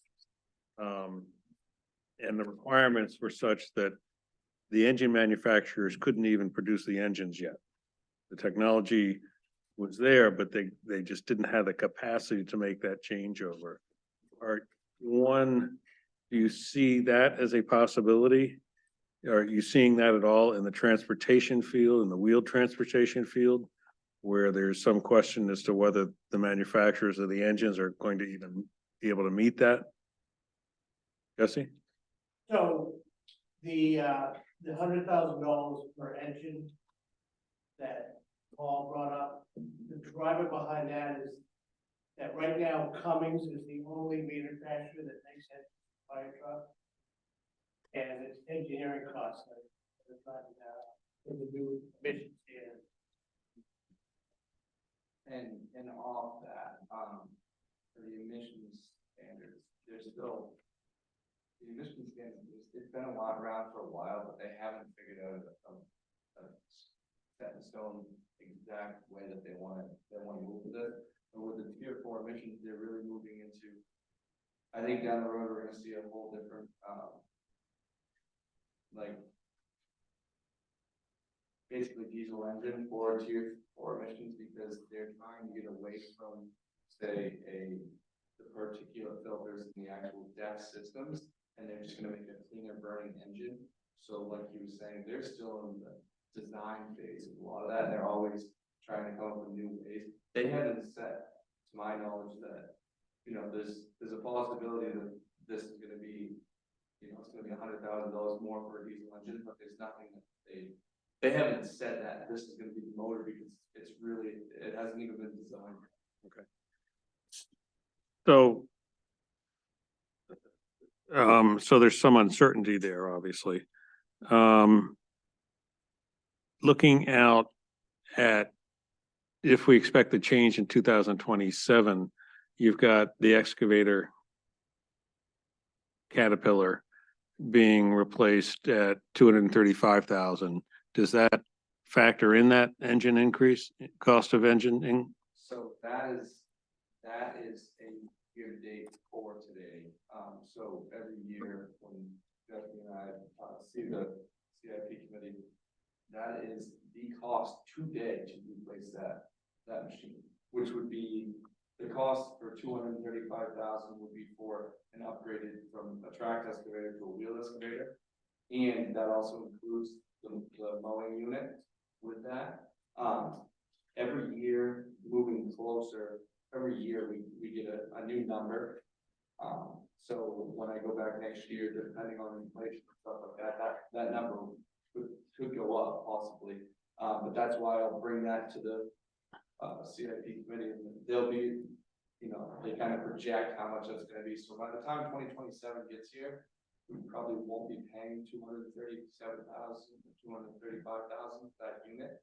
It'll honestly probably be more because of inflation and stuff like that. But we just try to project each year what it's gonna be. So it's not, once we get to 2027, it's gonna be, this is what the cost of this. I can swallow that. Yeah, Bo, there's no diesel engine adjustment in the public works equipment.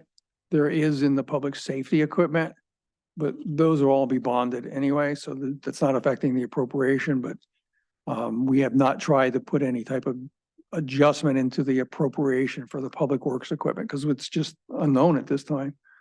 But, okay, So it's just the normal inflation there, and as soon as we understand how to adjust for that, we'll have to do that. and if the change is required for 2027, which is for us, that's really just the next budget cycle. About 2026, next budget cycle. Does it make sense to consider pulling that purchase forward? Or at least getting something on order so you're not to beat that increase in cost due to meeting the new regulations? I think that's something to look at. Not this year, obviously. Yeah, maybe next year, and I will try to come forward when I meet with all in the CIP to have more information on this. If that in fact is gonna be, so much more inflation in the sense, there's why, another $100,000, it might be smart to do that, but like we said, it's unknown at this time, so I don't. Yeah, okay. Okay, but even in so the increased costs on that one, that could bump you up into a bonding situation, conceivably. If it were that significant, like what the public safety is talking about. I don't know what it is for general diesel engines, other than what I read in the trucking news article, which was a year old, and that's not at the fire truck level, but it's noticeable. If that is the case with diesel engines, all diesel engines,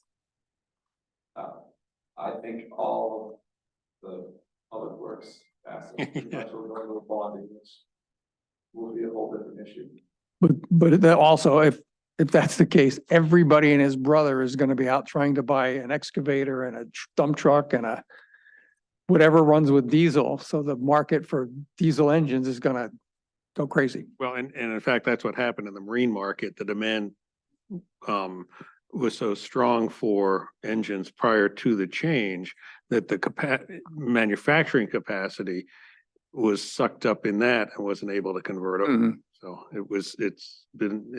we've seen it before in that world.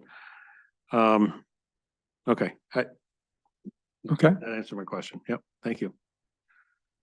So Paul, not to throw a monkey wrench to your plans, but the select board still hasn't looked at our unassigned fund balance yet. So there may be a warrant item transferring money from that to the capital investment based on selectmen recommendations and budget thing. Didn't want to blindside you with that. There may be an opportunity to transfer money from just like we did last year. So just so you heads up. That would be a good blindside. Yeah, we talked about the committee was not in a position to say they wanted to ask for that, but certainly, Just need to look at it. right, And, really, it's pretty unclear right now where we are with that. Right. As soon as we got a good figure, we'll come to the budget committee and you. okay, I mean, that would certainly mitigate any issues that, we're trying to deal with on our own, but right now, I don't know how, other than we have to lift the anticipated appropriation for years 2 through 5 up. And that'll allow us to get this tab that you're looking at here into a place that we could say we have a plan. We should have that figure for you by your next committee meeting. Okay, great, good. Is that after the future facilities meeting with the select board, which is Yes. a week from tomorrow? CIP would be at the end of the month, last Wednesday, so it would be after that. Okay. Okay, Thank you. you're welcome. Thanks, boss. Next up is Becky. There we go. Okay, compensation. So a quick note that the year to dates for 2024 is as of last week's payroll. The journal that was approved tonight has not been posted yet. So I just wanted to make that note. So starting with the deputy clerk, it's a 2% increase, mostly because there was a change in personnel last year, so it shifted the hourly rate. So it's reflective of the actual of the current deputy clerk, and it includes some overtime to facilitate elections and town meeting. Questions on that line? Great.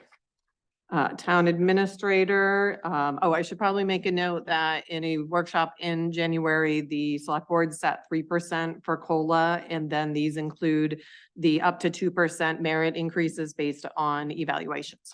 So town administrator has the 5% in there, 3% COLA, 2% merit based, for 67,620.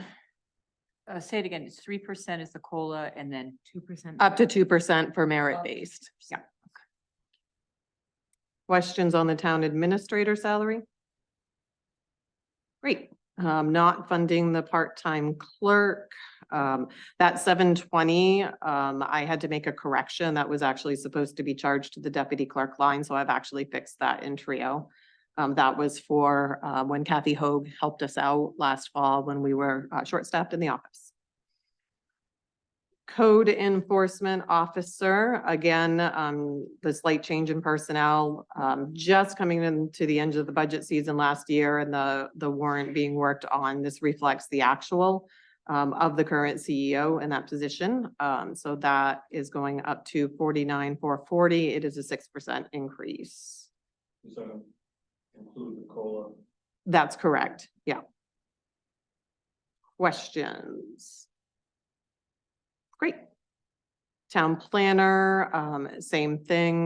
This one actually has a 5% increase on his current pay. So the town planner, when he came on board in October, actually, we went a little bit different. We had originally slated at 32 hours. That one's reduced down to 30 hours with a slightly higher hourly rate, which is why you see on a percentage, it's a little bit higher, making that adjustment.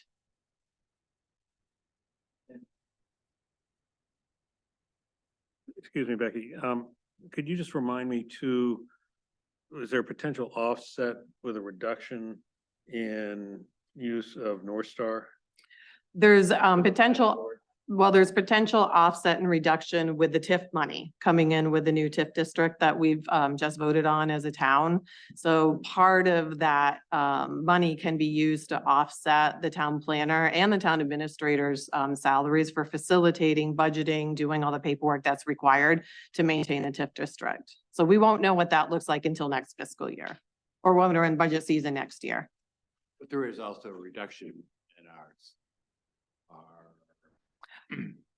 Yes, North Star. yes. So Significant. did you want to take a peek at that real quick, Bo? No, that's okay. Okay. It's just really the return we're getting on the town planner, I think is Yeah, that's important to notice Yes. that there's some offset there. Absolutely. So the next line is a potential new line. So earlier we were talking about the website being over, needing more presence, the management of that. I've sort of been tracking a little bit of the bare minimum of IT that I do. I mean, I'm in the website every day updating it. Bo graciously does the budget committee and future facilities, so I don't have to do that. But this would be somebody who could take on those things like needing to put that information out about solid waste and creating those pages that link in, looking at our website, cleaning it up a little bit, maybe reconfiguring, figuring out how we can get that space, and sort of doing the monthly emails that if you've signed up for that, you get, the Facebook posts and all those sort of reminders. So this is funded at 10 hours a week at $21 an hour. Becky, but that is not, that person would not be the person to design the new website. They would just be maintaining it going forward. Whatever website we're using, they would be helping maintain it. My hopes they would have some knowledge that they could look at and working with our web host, coming up with maybe a better platform, cleaning it up, moving some things around. Maybe there's a better configuration there. Maybe we look at a different host that has a better layout and we convert over and they would sort of take the lead on that. Okay, I'm just thinking though that when you move from one website to another, you take the opportunity to completely rebuild your website. Mhm. And that often requires a separate contract with Sure. a web designer. Mhm. So that would not contemplate that necessarily.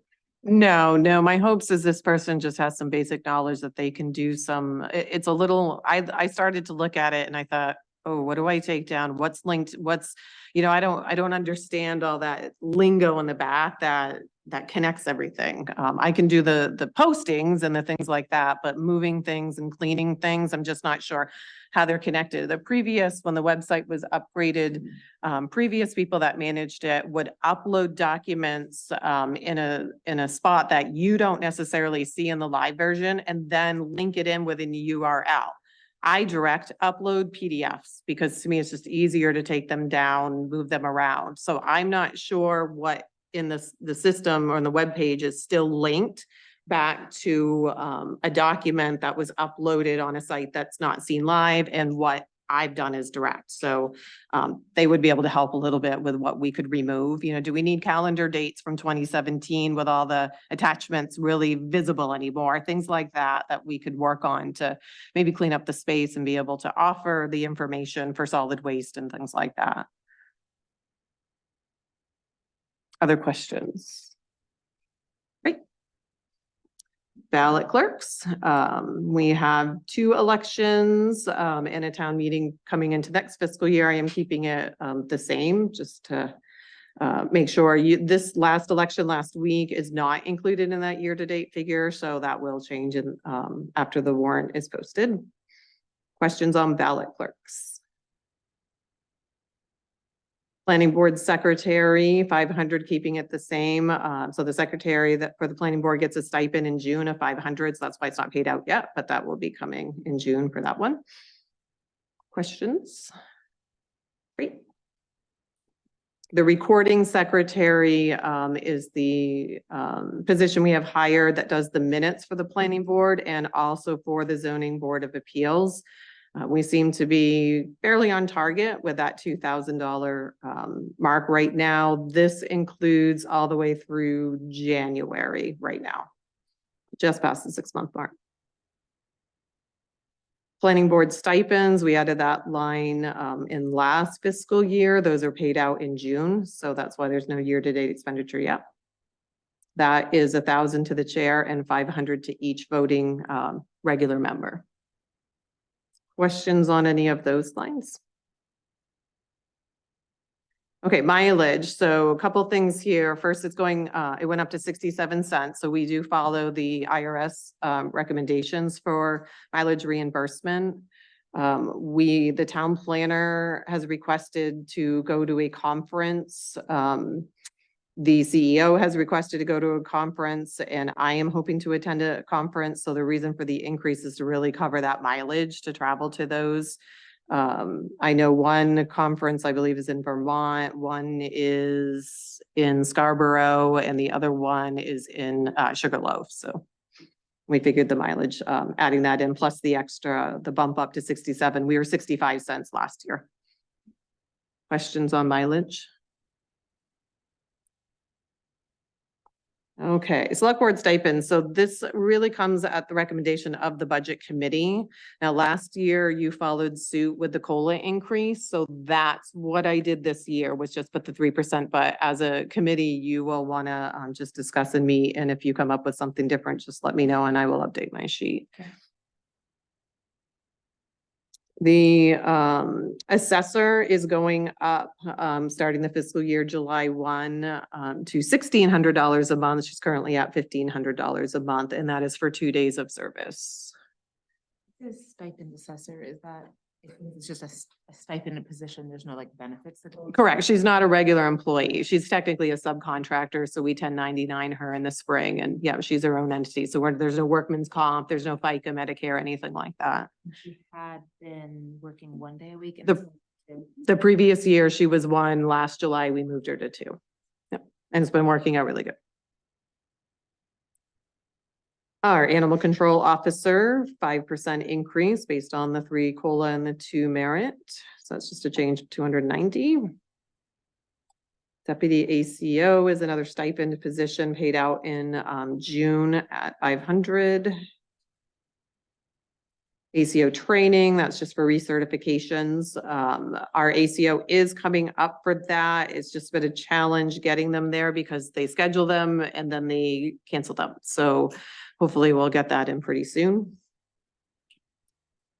So training, again, talking about those conferences, I have put that on the sideline of how much those of that line item is going to those conferences for us to attend. And then the remainder will be for any regular training classes that we take pertinent to our positions. So that has a bit of an increase there for those conferences.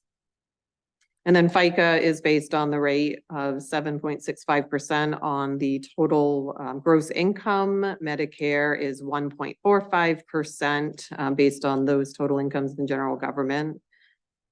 And then paid family medical leave. That is a new law that you might have heard about that takes effect on January 1st, 2025. And that is an employer-employee based tax similar to FICA and Medicare. So we have to fund it at 0.5% of gross wages, but only for half of this coming fiscal year. So right now I have the whole thing in my budget. In the following year, when it goes full year, we'll probably split it amongst the 3 departments, but to simplify it, and it wasn't a lot of money. So this amount includes the public safety, the public works, the cemetery, all those line items are figured into that as well. So, and that's what we're looking at. That is a state-run program. The town will not have to facilitate when somebody applies for it. It's basically if you're going to be out for anything under family medical leave law, you can apply similar to a short-term disability for, I think it's like 65% or maybe 70% of your pay paid out to you. It has clauses that if you need to be a caretaker, you can apply for it. And I mean, you can, do a little bit more research, but it's a basic payroll tax coming to your paycheck January 1st. Questions about the paid family medical leave law? Great. So unemployment, so I got the specific rates and figured that in. It's for up to the first $25,000 of gross wages earned. So you can see there is a bit of a bump up. Adding the town planner position is partly for that increase. And then obviously the increase in the gross wages would bump that up a little bit. So to be a little bit more relative to accurate, if you look at our year to date, we're a little bit off, but we had not, I should say, I had not factored in the town planner at that point when I was looking at those numbers early in the year. So those are based on actuals. ICMA is really Mission Square. That is the 457B retirement that the town puts in for level 1 employees. So it's 6% of gross wages goes into that. So that's $10,009.62 for the gross wages projected in the 2025 request. And then health insurance went up 4.25% this year. I have also built that same projected increase for January 1. So they go up January 1, but our fiscal year is split, between 2 different years. This includes 2 single and 1 family plan for the office staff at this point to make sure we're covering should there be a change in current plans. So that is a total of $395,057, up 15% from last year on the general government compensation requests. Questions? Just a quick, I think there's a hiccup in the formula Probably. for the total. So it's actually, what I have is 12% and 41,974. I think it's just hard coded. I will defer to you because I was trying to mess with those the day after the election. So I will defer to your math, probably being the accurate math. So I think it's just that one, and then the total for the fire department too, just the absolute dollar amount. We haven't gotten there yet. Okay, I filled in Jesse, so he did his compensation already in his presentation, but you'll see it once we get through because I keep them all on 3 sheets, so I have all those totals right hand. But thank you for catching that. Bill Schmidt, Pine Grove Road. That IT position, I may have missed it. Is that a 1099?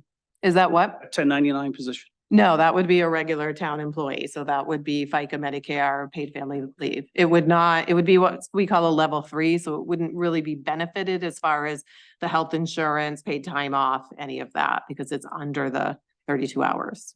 I was thinking $20 an hour. That might be more of a student wage, maybe 5 hours at $40 an hour for a more professional. That's just thought. Yep, no, Save appreciate it. money, but- Yep. Thank you. Other questions and comments? Okay, we'll move on to Public Works. Matt, do you want to come up, Matt? Okay. We can do this one together.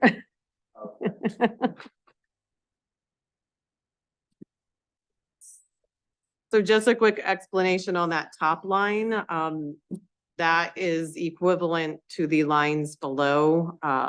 It's just easier when I'm doing my formulas to have that 1 cell to pull in versus the 4 because we broke out the Public Works back in 2021. They were all 1 bucket of money, and in 2022 we separated them, so we had a better idea of what positions were being paid what for tracking and making sure we were being competitive. So that top line is really more for me for formula based. All right. So this is what I call Highway 1, which Yeah. is the open position right now. Yeah, so that would be the open position. Yes. And that's going up from 3%, which is just the COLA, for now, and that will be up to $23 an hour, I think it was. Right here. Yep, 23 an hour. So that one, we're just budgeting for the COLA price right now, so that one's only going up 3%. And then, mine would be the next one for road commissioner, and that's going up 5. The standard 5. And then the next one would be highway. That would be COLA. Correct. Yes, COLA and performance.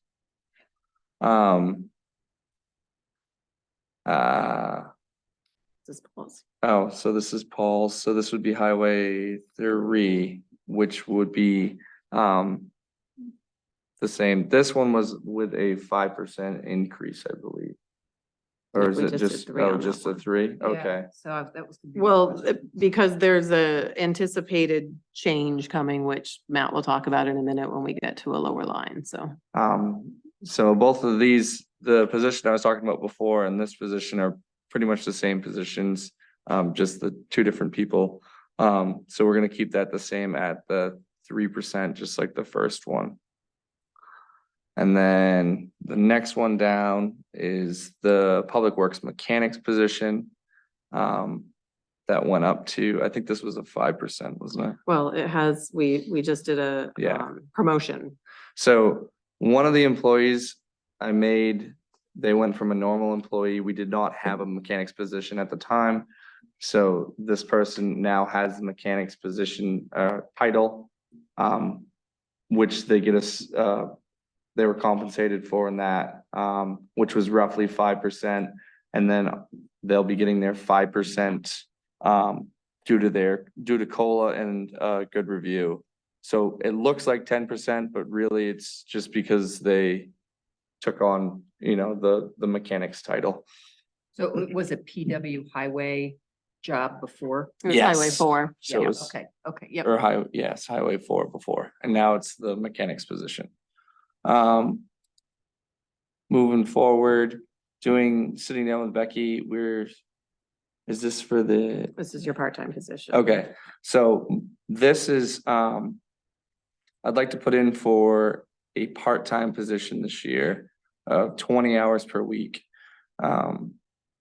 And it would be $24,500 total. The reasoning for this is due to having a small crew, to begin with people taking vacations in the summer and the lack of finding, help in the wintertime to have on-call drivers.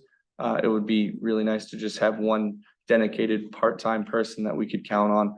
We're putting in for 20 hours a week. This isn't a designated 20 hours a week each week.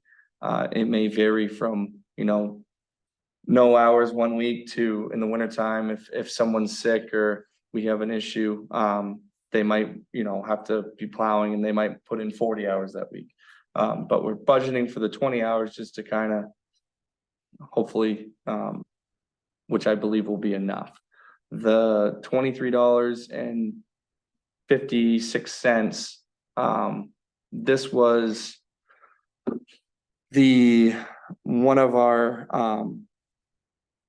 crew members at this time, which would be the last one that we just talked about. This one right here. Highway 3. So anticipating Highway 3 getting done this year and retiring fully. He's gonna be leaving as a full-time employee.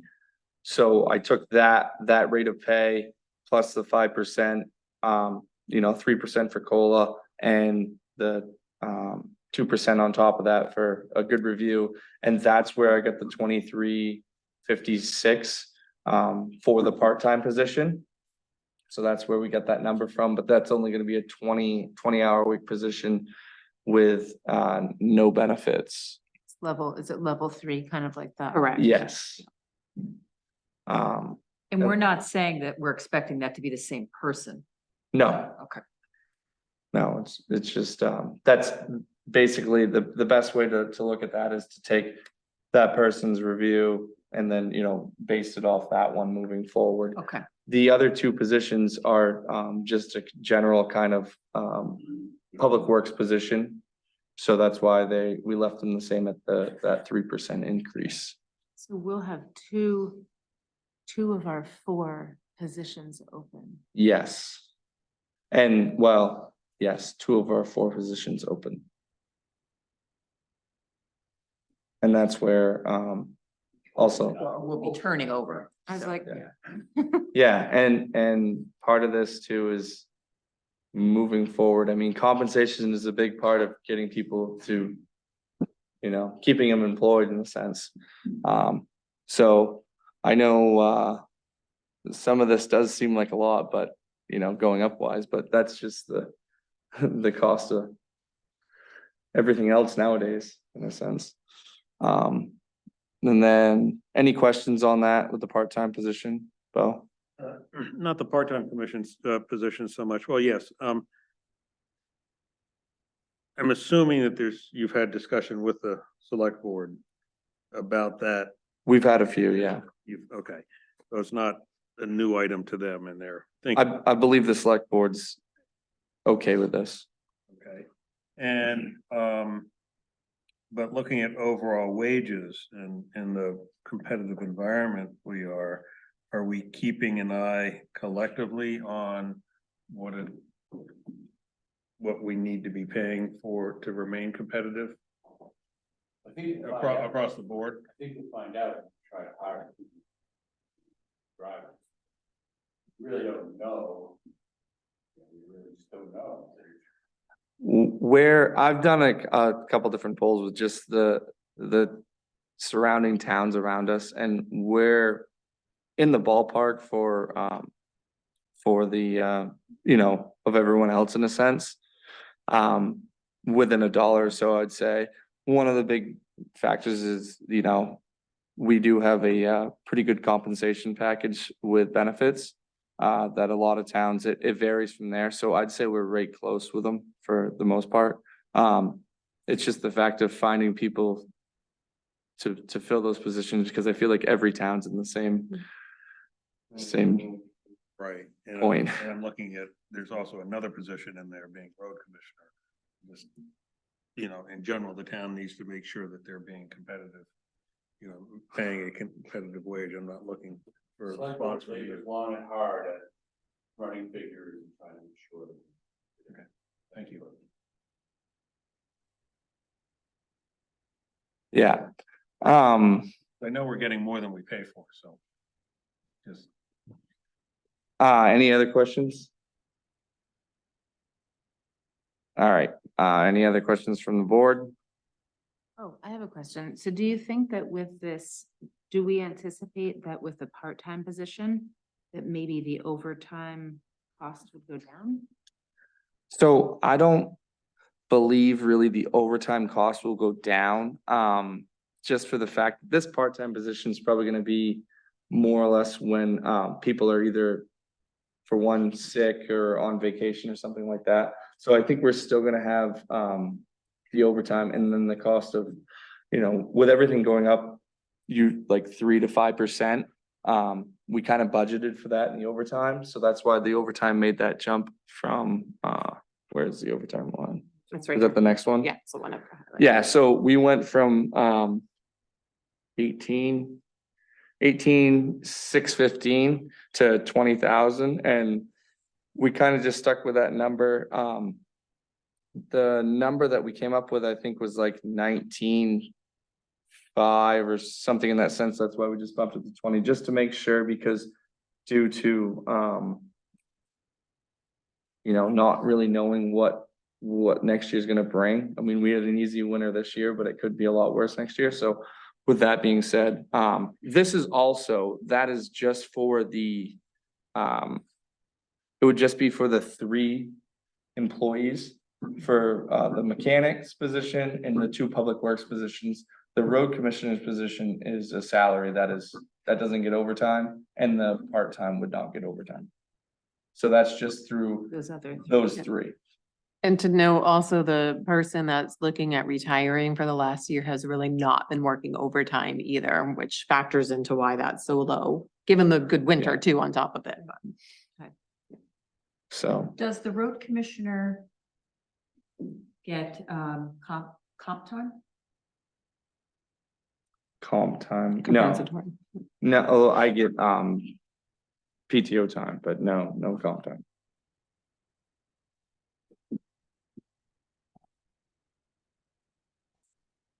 Ready? Yep, Heidi Richards, Minot Road. Does, I'm just wondering if the road commissioner keeps track of how many hours over their normal working week they do, and if that's accounted for, since you don't get overtime, since the road commissioner doesn't get overtime. If that's what you're, okay. Yeah, in the last year, so when we started this position, when we moved it to salary a year or 2 ago, we've since been trying to keep an hourly tabulation on how much that is. And so we do have an idea of how many hours that is. I don't know off the top of my head, no, but they might. Some weeks are more than others, but it averages out over the course of a year to about 44 hours a week. Okay, and I'm not an HR expert, but I believe there's been maybe some changes in the law in terms of compensation. And the requirement for compensating a salaried person if they're putting in an inordinate amount of time. And I don't know what those thresholds are, but we should just be aware of anything along those lines. Okay, thank you. Try to track that, just to answer your question. Yeah. Track that time very carefully. Yes, The bag of reasons. it sure is. Okay. I need just to follow up, all salaried employees are required to keep a time card just so we can do that, as the hourlies do as well, so. Great. Thank you. Where were We are relief driver. Oh, for relief drivers, we're leaving this the same, so relief drivers is kind of what we'd use for like a part-time person for snow plowing in that sense. And that's where I kind of see this not going away completely in a sense, but being cut down some. We haven't used any in the last couple of years, and part of that's to do with just not really having people knocking on the door to wanna plow snow all night. Part-time. So with this part-time position, that should take some of the burden off this. I know we haven't paid anything out in the last year or so, but I see us using the part-time position more than we do the stipend. Relief drivers. But you still want to keep the line item in there for that option? I would like to keep the line item in there, at least for this year. We'll see how it goes with the part-time, and that'll be definitely something that we look at next year. Good. Thank you. I can take over from here. Okay. So now we're into FICA, which again is based on the gross wages at 7.65%, 22,019. Medicare, again, based on gross wages at 1.45%. Those are the employer costs. That's 4,708. ICMA, which is technically called Mission Square now, at 6% of those gross wages. That includes the overtime line as well. So 14,392. And then finally, the health insurance, again, it has that 4.25% increase, anticipated 4.25% increase. And I have factored in 2 family plans, especially with 2 positions coming open. We want to make sure that we have those funds available should they take those plans. And Matt can tell me if Matt Roy can tell me if the math is right, because again, I was working with those the day after election. All right, yay. All right, perfect. So that is a $398,510, 16% increase over last year So, for Public Works. all right. Thanks, Matt. Well, good. Well, thank you, and thank Becky because she does the majority of the work on this side of it. So thank you. Yeah. And so, the fire chief went over his, but I did plug his numbers in here, just so I have them all on the same sheet. And the human services and cemetery, we went over on the first budget night presentations, but those are factored in here as well because I needed them for that earned leave law. So that is compensation. Just a question. I just want to go back to the point Bo was making when we were talking about Public Works. Mhm. And just because I think not just for Public Works, and Bo, I think you were saying the same thing, but I think for all of these key positions, it is important that we have some process by which we are looking at compensation in comparison to the communities that are around us. And I'm not doubting that the select board cares about this, but we have really talented people, and it's important that we know we have a process for saying, yes, I think people are being paid in a competitive way. Last year, we did a complete for every position in town. We went through and compared it to surrounding towns in our area, not just towns the same size, because different geographical areas have different costs of living. Right, so it could, right. So. How close it is to drive to get there. Right, so we did a pretty comprehensive comparison between the towns in the area. And typically we'll do that about every 3 years. do a real tight comparison as to the towns surrounding us. Did that result in any change in what we proposed last year? It did in some, Okay, I just can't, I should remember that, I suppose, but I can't. more in the salaried positions than it did Okay, in the right, that's hourly. exactly what I'm asking about, so thank you for that. To just jump in on what Andy was saying, when they did that work, that was how they set COLA last year. So to try to realign and be competitive, they set COLA at 7% last year. So that brought us to be, Okay. yeah. Yep. Okay, thank you. All that information is public information, so if you have any doubts, you can go and. I don't have any doubts in what you guys are doing, Same. I just. All public information, so if you want to check, it's on everybody's website. Okay. Revenues, okay. Cable fees, keeping it the same, a little extra this year, 251 extra dollars, but we seem to be right on target in the 12,000, so I'm just gonna hold tight at 12,000. I'm bumping up auto excise again. I hesitated last year because in January, February, it seemed to drop off a little bit, but that's the trend. Nobody's buying cars in January. They start buying them in February when President's Day sales happen, and in March, we see it just jump again. So I am gonna bump that up. If you look at our revenue collection, the last couple of years, it's been significantly high. MSRPs are still rising. Supply is there now. The lenders are starting to offer rebates, and it's actually seemed to level off as far as what was happening a year ago, but we're just seeing, increase in those MSRPs, which affects our excise tax collection. And even as the vehicles age out, the excise tax collection is still a little bit higher. So, boat excise, I'm gonna bump that up again. If we look at 2023, we were really up. The boat excise collection really starts, well, about now. We're a little earlier in the season. We've already started registering boats for the upcoming summer. So that's when we see most of that collection. And why did you say that was up? The boat, Yeah. they just seem to be having more boats Okay, in it's a town. trend. Yep, it's a trend of upwards. It's not anything that has to do, boat excise is different from auto excise. It is not based on MSRB. It's based on length, motor size, and age of the boat, and it stays the same amount. So we have a chart, and it's the same chart I've been using for 4+ years. Not boats were up because of all the rain. Well, it could be from all the rain because, yeah, I mean, people bought snowmobiles and then they went to boats. I think they traded them in. We'll have to have an arc. I was waiting for one of those.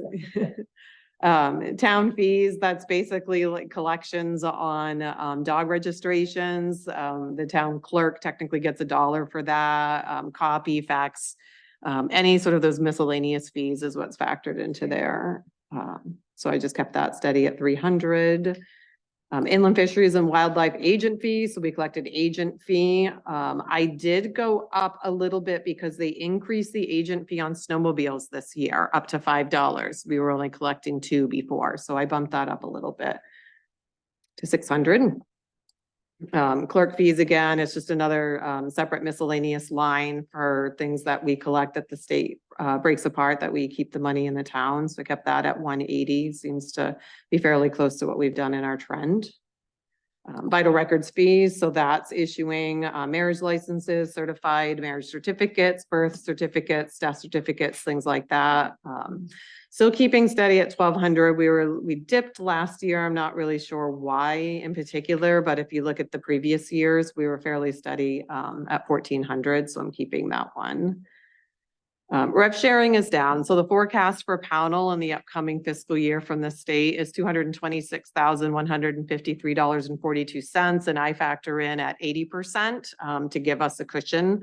I did go back in the spreadsheets you got, and you'll see the projections from the previous years and how I got to those figures as I was doing this. So that is an 18% reduction. Hopefully their forecast is wrong and our collection stays strong, but I wanted to go off what the state provided us. Oh, copy fax is 100. Sorry, that was separate from the 300. The town fee line at 300 is mostly then for dog registrations, the $1 for every one we do. So copy facts kept at 100. We're a little up this year. We've had a lot of people coming in, requesting copies for their taxes, wills, things like that. So just a bump this particular year. Donna and I, our assessor, sat down, went over homestead and veterans. So these numbers really come from her. It's several factors go in, the amount of applications, the ratio we're at, things like that. She felt pretty strong in her numbers at 120,000 this year. So it's a little bit up over last year. And then veterans, 1,000, the applications dropped a little bit and how many we have on file. So that's the reduction there. Questions so far on the lines that I've gone over before I go too far? Great. Lien costs, keeping the same. That's just basically the lien costs that we put on when we do the 30-day notices in July for taxes that are still or potentially headed into collection. Seem to be pretty steady looking at past years. I will say that the last couple of years, it has trended downward as far as how many properties have gone 30-day notice and then to lien. That's a trend we want to see downward. So that's a good thing. Real estate interest can be set at 8.5% this year, but because of that downward trending a little bit and how many are going, I have reduced that this year from 8 to 7. Again, that's a trend that we like to see down. Questions on lien and real estate interest? Great. Motor vehicle agent, I bumped up a little bit with looking at the excise tax continuing to go up. I bumped up the agent fee. The agent fee does typically go up about $1 each year for every registration that we process as well. So I wanted to be reflective. If you looked at the past year's trends, you can see the collection has been a little bit over the 7,000 mark. Park fees, this one's, we never really know what we're getting. This is basically what we get from Radbury Mountain State Park for visitors throughout the year. So it fluctuates. I'm not sure. We got a letter that the check is coming. So it's in the mail. We should see that one soon. Code enforcement permits. So this is things like plumbing, electrical, HHE septic designs, building permits, things like that. Keeping that the same right now. That should start to trend a little upward as we get into the nicer weather. It might be one that we adjust in the years coming up, but I wanted to hold steady on that 18,000 for now. Board of Appeals fees, that is for anyone who files. We never know. The last time we had one was 2021 and we've had 2 this year. So that's the collection right there. So that's kind of been set at 150. I just kept that one the same. And this is the outlier, the checking interest. So interest rates have kind of been all over the place. So you can look at these years of 2021 up into 2022, and we were not making anything. And now interest rates have changed. And now you see where we are already in collection this year. We're averaging about 8,000 a month in interest on the general checking, roughly. So it's a huge jump. And it's one we just don't know what's going to happen from year to year. So I did bump it up quite a bit, significantly over last year, just because rev sharing fell back a little bit. But you know, I hope it stays going up like that for us, but that's where I kept that one. So in the end, it was a 2% increase in revenues, or 12,850 for those. Is there, do we anticipate any, I can't imagine what it would be, but any cost to us associated with the change in the Main State Plate? Most of the cost will really be in labor because in the past, the motor vehicles facilitated it, and that's coming down to us at the town office. So people have to actually come in and get the plate. It can't be mailed. there are 2 ways. So you can go online starting May 1st and reserve the current number. This is only if you have the Chickadee plate. Let me clarify that first. This is 2025. So in May 1st of 2024, you can go online and reserve for $25 your current Chickadee plate number if you want to keep that current number. That includes vanity plates. And then in May 1st of 2025, if you've reserved it, that will get mailed to you. But if you haven't and you come in, we're going to give the number on the top of the stack and we're going to be replacing it. So we're going to get about 6 months worth of inventory of plates to store somewhere. And then we're going to be doing all those changes down at the office. Now, 20 years ago, when the lobster plate changed to the chickadee, the state mailed out numbers to everybody and facilitated it. They have now sent that down since towns do 85% of all motor vehicle registrations in the state. And motor vehicles is only doing 15 now. We get the task of this whole plate change coming, yep.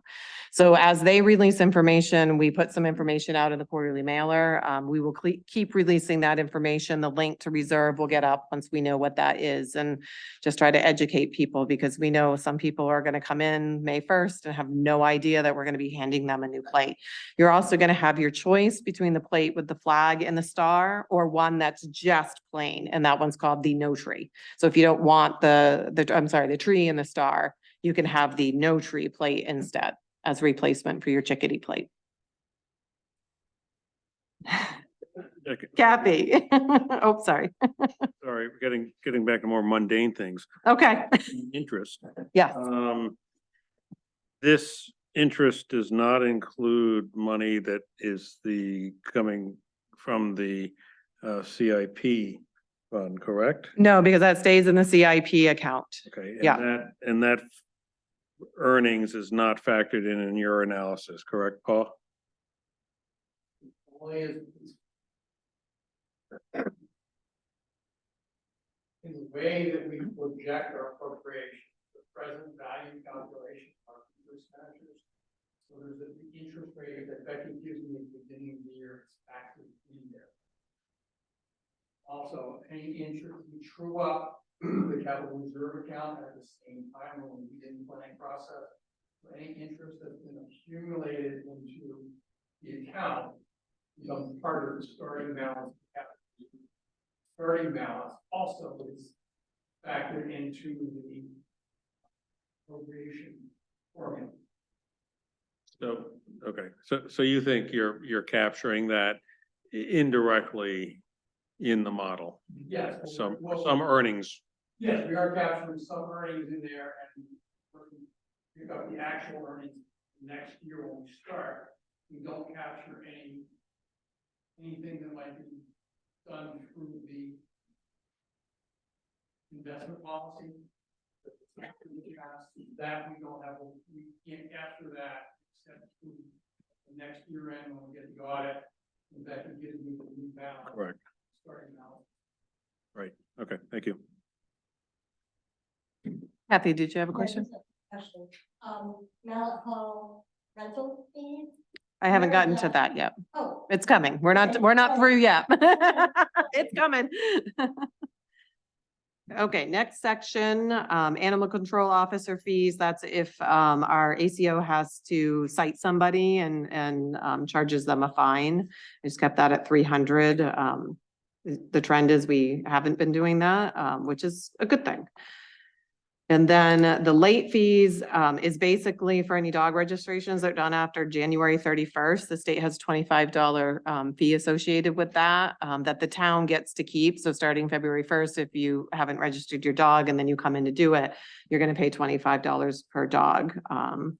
We've actually been a little bit up this year so far. This doesn't include these revenues are as of last week, a week ago. So we actually had a person come in with 5 dogs last week and they were late. So that was about $125 in collection and late fees for that person. I paid you $25. And then subdivision app fees that goes through the planning board, that's set at 500. We've collected 300 so far. So that revenue lines have stayed the same as previous year.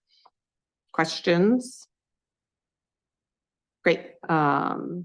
Road assistance through MDOT, they don't tell us how much. The trend has been pretty close to 36. We had a little bit more this year. If we see that trend go upward for 2 years in a row, we will bump that one up, but we usually get that money in the next couple of months. This does also require reporting in the fall of what we did with that money to get that money. So there's a little bit of paperwork that goes along with it. So our road commissioner sits down and takes care of that. So we get that funding every year. Questions on the road assistance? Okay. The fund balance, this is for the senior property tax program that we have specific to Pownell. So that comes out of the fund balance at 5,500. That supports up to $500 per applicant. We did have almost double the amount of applicants this year. Unfortunately, several of them did not qualify because you have to have received the Property Fairness Credit Act earlier in the year when you filed your taxes. So we were able to pay out to 11 people in town the $500 towards their taxes. Questions on the senior property tax program? Ballot hall rental, here's Kathy's line. We probably might want to consider that bumping up maybe for next year. We have had a lot more rentals this year. Recreation Committee has been sponsoring some, the open mic nights, that's been $25 every month coming in. We've had birthday parties recently, Christmas parties, things like that. So the trend is people are using the stage room a lot more coming up, so that's good. And according to the solid waste budget, I did put in the pay as you throw as 0, but after the discussion we had earlier, I will probably make that adjustment so that we have that money available should the ordinance not get rescinded. So I'll make that adjustment. Along those lines, any excess revenue, we don't vote on revenue as a town. Yes, you do. Yep. But we also have but we can receive more money than we vote to receive. That's correct. I'm just trying to work through the logic. If we expect the pay per tag program to be withdrawn, to be negated, then this revenue would not be there. That's correct. And so that's a worst case scenario from a revenue standpoint. Correct. So even if we vote with it not in there and it's still there, we can still accept the money. Okay. This warrant item is really taxpayer audit. Revenue. We just are being transparent. But surely a article with the taxpayer make sure that swing through.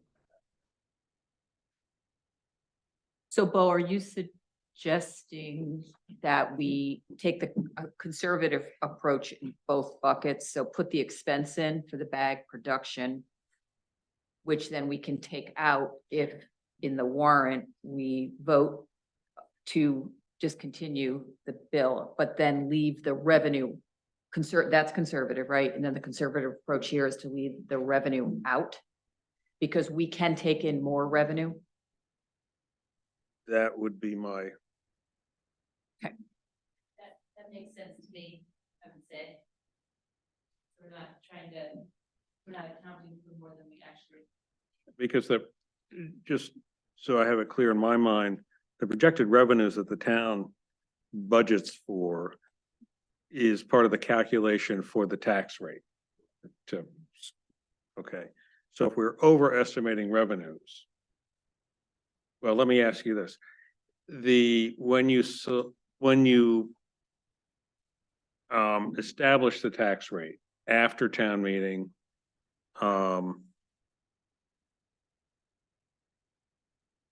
could you adjust the revenue figure in that calculation if you knew that the ordinance had been withdrawn and we'd originally projected 26,000, so we know it's not there now? This revenue item was going to be adjusted anyway, because this is an estimation. I mean, Becky is estimating our revenues. There's no way to determine in a municipal budget what the final revenue figure will be. No, in any of these fees, right. So, but if you have an additional $26,000 of revenue in your tax projection, that at that time, when you're setting the rate, in fact, that's not going to be there, My question is, can you adjust that? Can you factor that in? We'll have exactly, at that time, we'll have an exact number of our revenues. Okay, so if the Well, paper well, bag, if the paper bag is there, then we'll know. If it's not there, we'll have an accounting of how much money we have in revenues by the time we make our. well, you will have a more accurate projection of revenues. Yeah, okay. Okay, well. I would suggest not having it in there. I think that makes sense too. And Heidi, you. I'd concur with that. But we'll vote on it as a committee, make a recommendation. All right. So that is it for revenues for me. Any other questions? Metal sales, Becky? What's up? Metal sales. So as Heidi said, we never know how much we're gonna get. So if you look at our trend, 2023 was a good year. So it really is, how many participants we have on metal collection day in April. So I've kept that at 400, same as last year. Okay, that's it for me now. Thank you. Next up is Economic Development Sustainability Committee request.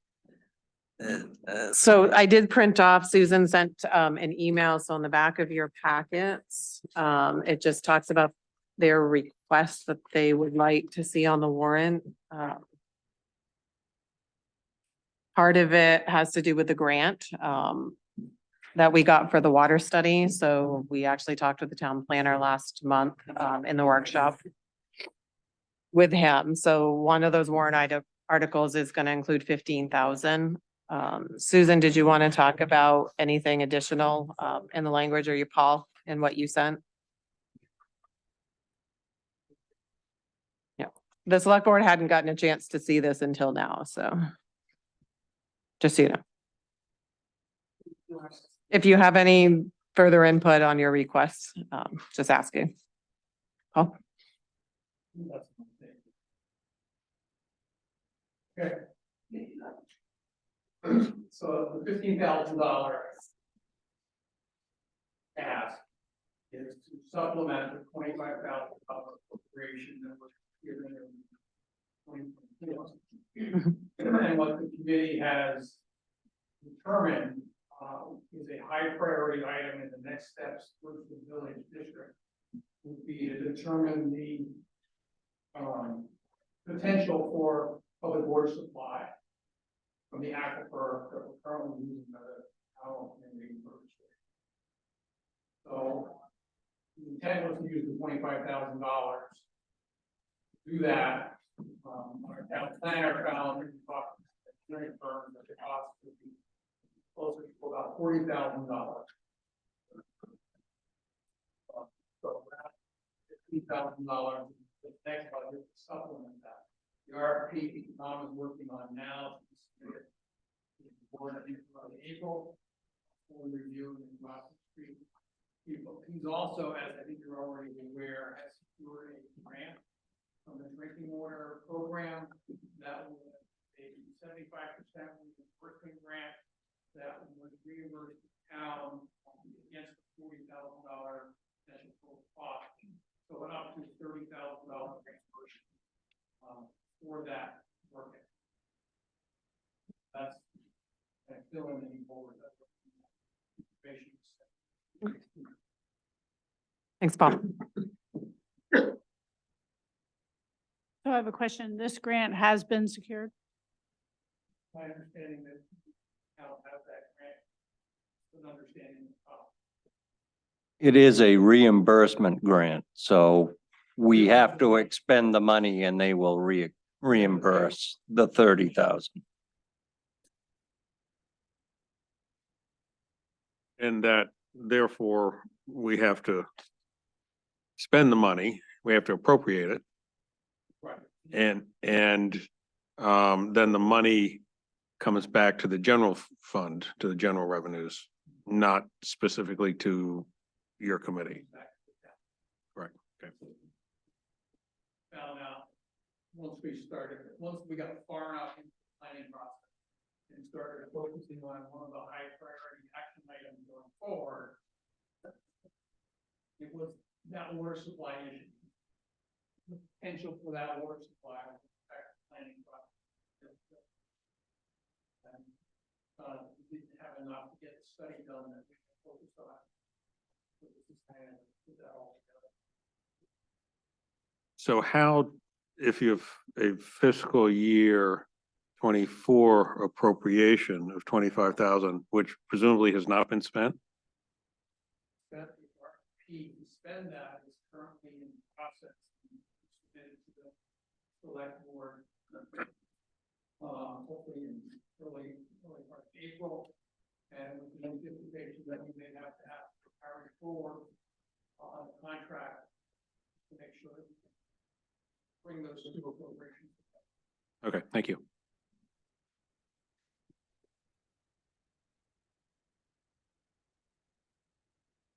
Any other questions from the budget committee? I do not. Well, thank you all. You've done a lot of work tonight and a lot of information. And thank you for everybody sitting through it too, out there on other items. Okay, budget committee is going to reconvene downstairs to finish up our portion of the meeting. Thank you. So before you go, will we meet again? What's our plan for more joint meetings? Will we meet again one more time to look at the final warrant? Not together. They're meeting next Monday for their recommendations, and then I'll bring those to you on March 25th. And then the select board can vote on their recommendations on the 25th if they're ready. We have a subsequent.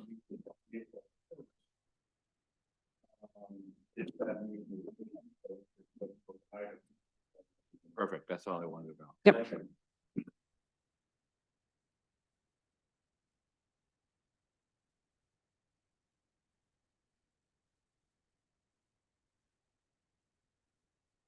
Okay, going back to the agenda, next item on the agenda is real estate request form, Shane Brady, map 6 lot 2, Becky.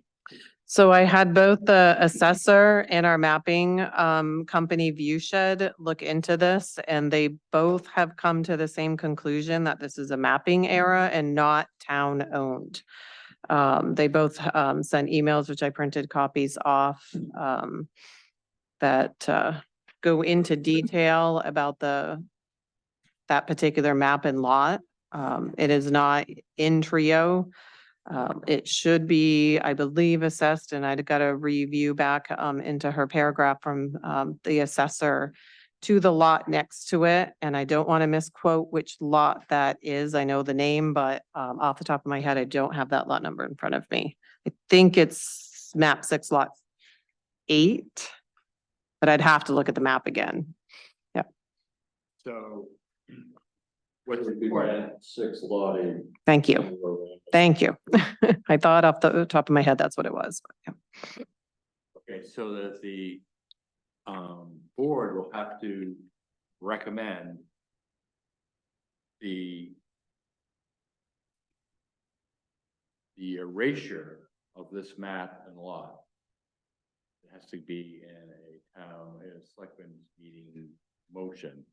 Then we need to go to the assessing agent, mapping agent, and take care of that. Mhm. And the assessing agent will then that's the additional property to that abutting lot. Correct. Let's make a motion, then we'll move on to the real estate request. I will move that we delete map 6 lot 2 from the town's tax map as a mapping error Based on a recommendation. based on the recommendations of both the town's mapping company and our assessor's agent. Excuse me. A second. Moved and seconded to erase from the town map and from the real estate record maps. Lot 2, based on recommendations from the town assessor and our mapping agent and investigation by the administrative assistant and chairperson of the select board. Is there any further discussion? Seeing none, all in favor? Indeed. So then the town of Powell real estate request form that Shane Brady wrote out, any fees should be remitted back to Mr. Brady on motion by Mr. O'Brien to well, kind of superfluous, but we need to deny it based on it doesn't exist. So moved. What do you have to say? I move that we remit any fees paid by Mr. Shane Brady and deny the claim as the lot does not exist. A second. Been moved and seconded to remit any fees attached to the real estate request form by Mr. Shane Brady and deny the real estate request based on the evidence that the lot does not exist. Is there any more discussion? Seeing none, all in favor? Question. There's a question. I'm sorry, Shane, go. Yeah, just so you can get on TV. I would suggest that it'd probably be beneficial to continue this and research it more before voting to eliminate it. But what evidence you have that would be, I mean, I'm certainly open to that, but what evidence do you have that contradicts anything you've heard at this meeting? The original deed to it from the 1930s. To map 6 lot 2. That was taken for back taxes. We have not, have we, I don't have anything. we have no deed. Nothing. Are you in possession of that deed? It's not on me today, but I can bring it in. Okay, well, if there's evidence there, then we need to reconsider. Okay, because according to them, map 2 wasn't even created till 1972, lot 2. We have. Yeah. A request. by Makes sense, a yeah. taxpayer. So if you bring that in. Yeah. Then we can look at it. Yeah. So Andy, would you, I will move that we table all previous motions withdraw your? and I withdraw my original motion. We'll table that, and you bring that in, and then we'll reconsider. Okay? Next item on the agenda is the North Pownell Community Club transfer of property. So I am recommending that we put a article on the town warrant that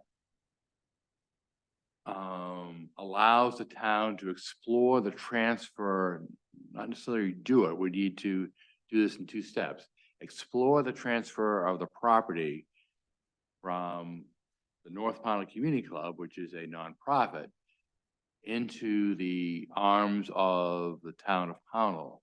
That would require investigating maintenance and, you know, a lot of finances, but the North Pownell Community Club is aging and they need to know the dispensation whether the town is interested in acquiring that property for $1. Of course, the hidden fee is that it's an old building that needs maintained. We need to get permission from the town to explore the option.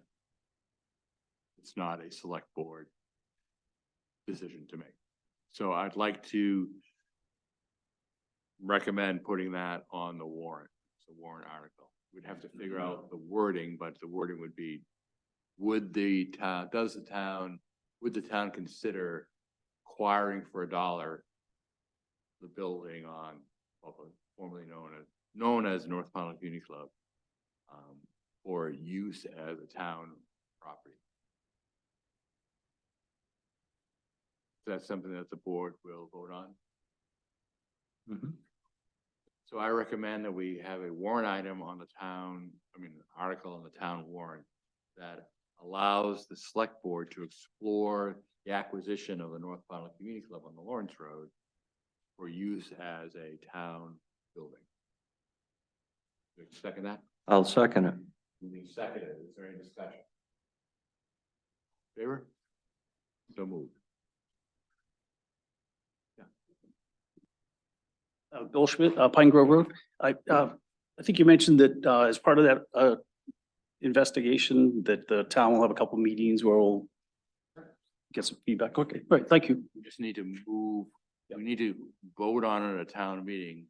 Yeah, Just as every meeting would be irrelevant if Yep. the town did not want to move forward.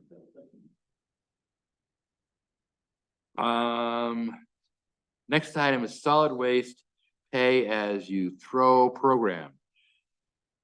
We need to put an article in the town warrant that repeals that ordinance. I will move that we put an article on the June town warrant to repeal the pay-as-you-throw program. Second. Then moved and seconded to put an article in the town warrant to remove the solid waste pay-as-you-throw program ordinance. Is there any further discussion? Yes. Could we just make sure it's early in the, warrant? It would be in the first section. That's where all the ordinances go. So it would be before all the budget item goes. Yep. Seeing no more discussion, all in favor? Next item is this capital investment plans asset removal request. We have that before us. Capital Improvement Planning Committee voted at its regular meeting on February 28th. Delete the item refurbish engine 2 from the asset schedule. The item was completed in 2022 as a temporary item for the specific purpose refurbishing this one fire truck. We respectfully request your concurrence and vote to remove this item from the asset schedule of the CIP plan. I'll move that we remove from the CIP asset schedule refurbishment of engine 2.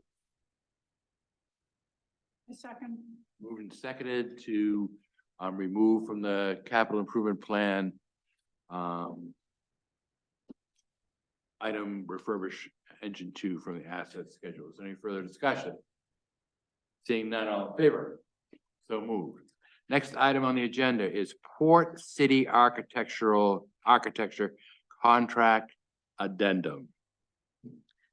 This is just a additional study that they want done. So it was in addition to the contract that the select board approved last year. They have the funds that supports this and the attorney has reviewed this and gave it the all clear. I will move that we enter into a contract addendum with Port City Architecture to perform It's a water study. wetland study on the proposed property for the fire station and public works, And authorize the town administrator to sign the contract. and authorize the town administrator to sign the contract. Second. Moved and seconded to enter into a contract addendum with Port City Architecture for a water study and allow our town administrator to sign the contract. Is there any other further discussion? All in favor? So moved. Is there any other new business?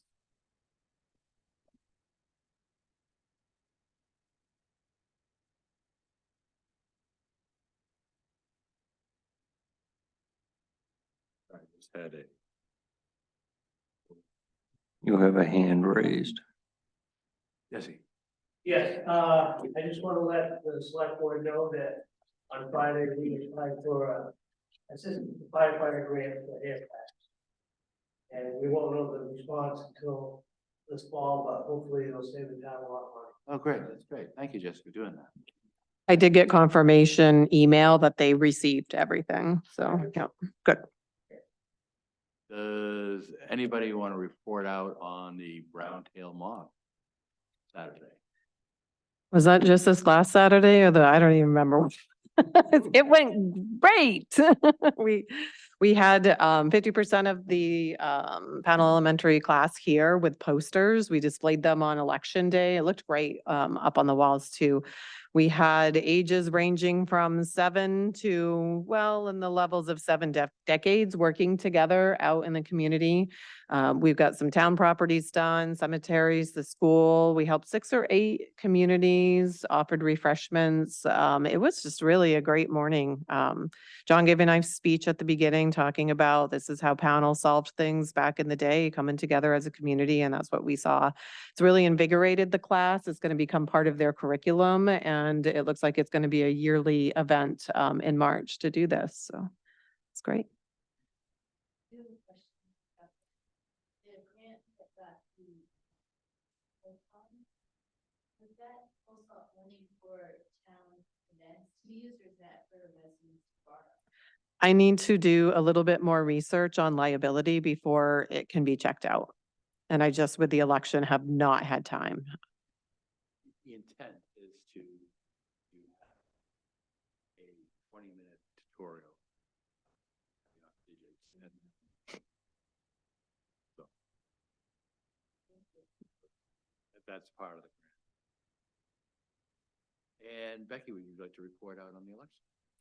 The election went great. We had 363 voters participate. That was a little bit lower with a semi-open primary. But for the most part, it ran smooth. It was the first time doing a semi-open primary in Maine. So there was a lot for us to sort of manage at the check-in table of how we check people in.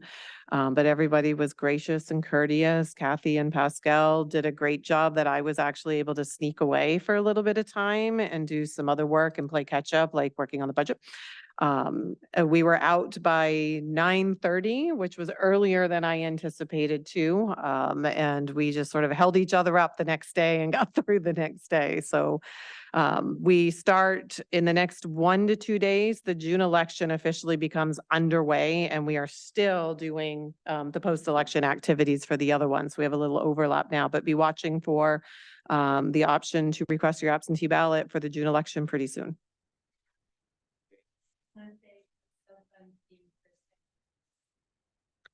Oh. Keep going, yes, yeah. So we had learned that 17-year-olds, if they're gonna be 18 in the November election, that they are allowed to vote in the primaries. So there were several 17-year-old students that came out to vote, and we're very excited about that. Really fun to be part of that. Yeah. The assistant principal at Freeport High School made an announcement, and that's how they learned. The law just changed about 2 years ago to allow 17-year-olds to vote. So I still need to send a thank you email to Freeport for just getting that information out and having those new voters come in the evening. It was great. Thank you, Heidi, for remembering that. Yeah. We need to talk about warrant item for repairing the old selectmen's office. Is that something? It's already been done. It's all set. Also like to report out that some may know that there is a skating rink at the school. That skating rink is funded by taxpayer money, town taxpayer money, and is available for public use. Now it's kind of a moot point, but the person in charge of Emma Elementary School said that it was used more this year than ever before. So that's a $500 item from impact fees. That tremendous amount of use. So I just needed to report that out. It of course it's down minutes that we acknowledged his thanks. Is there any other new business? Is there any old business?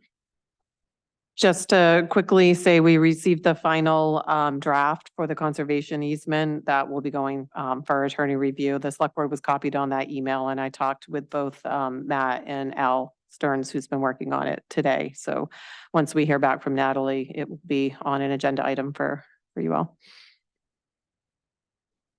Conservation easement for, Map 9, lot 43. is there any old business? Seeing none, is there any correspondence? Mr. O'Brien. I received a call Thursday from Mr. Tom Estabrook from Estabrook Farms. And he is requesting a meeting with the select board to at our convenience For a purpose or? for the purpose of discussing a credit enhancement agreement. Becky, would you make an appointment? Mhm.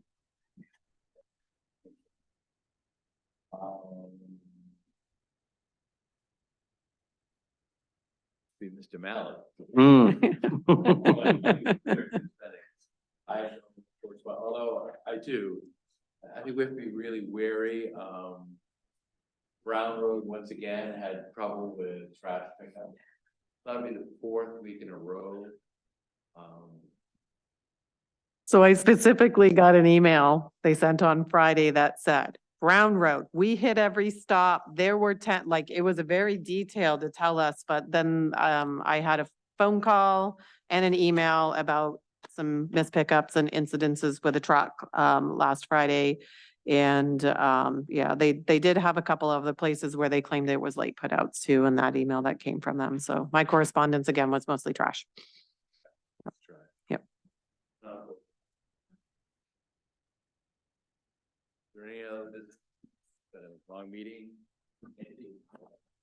I have nothing. I move that we adjourn. Kate, any? A second. Okay, been moved second, all in favor. Thank you all for coming.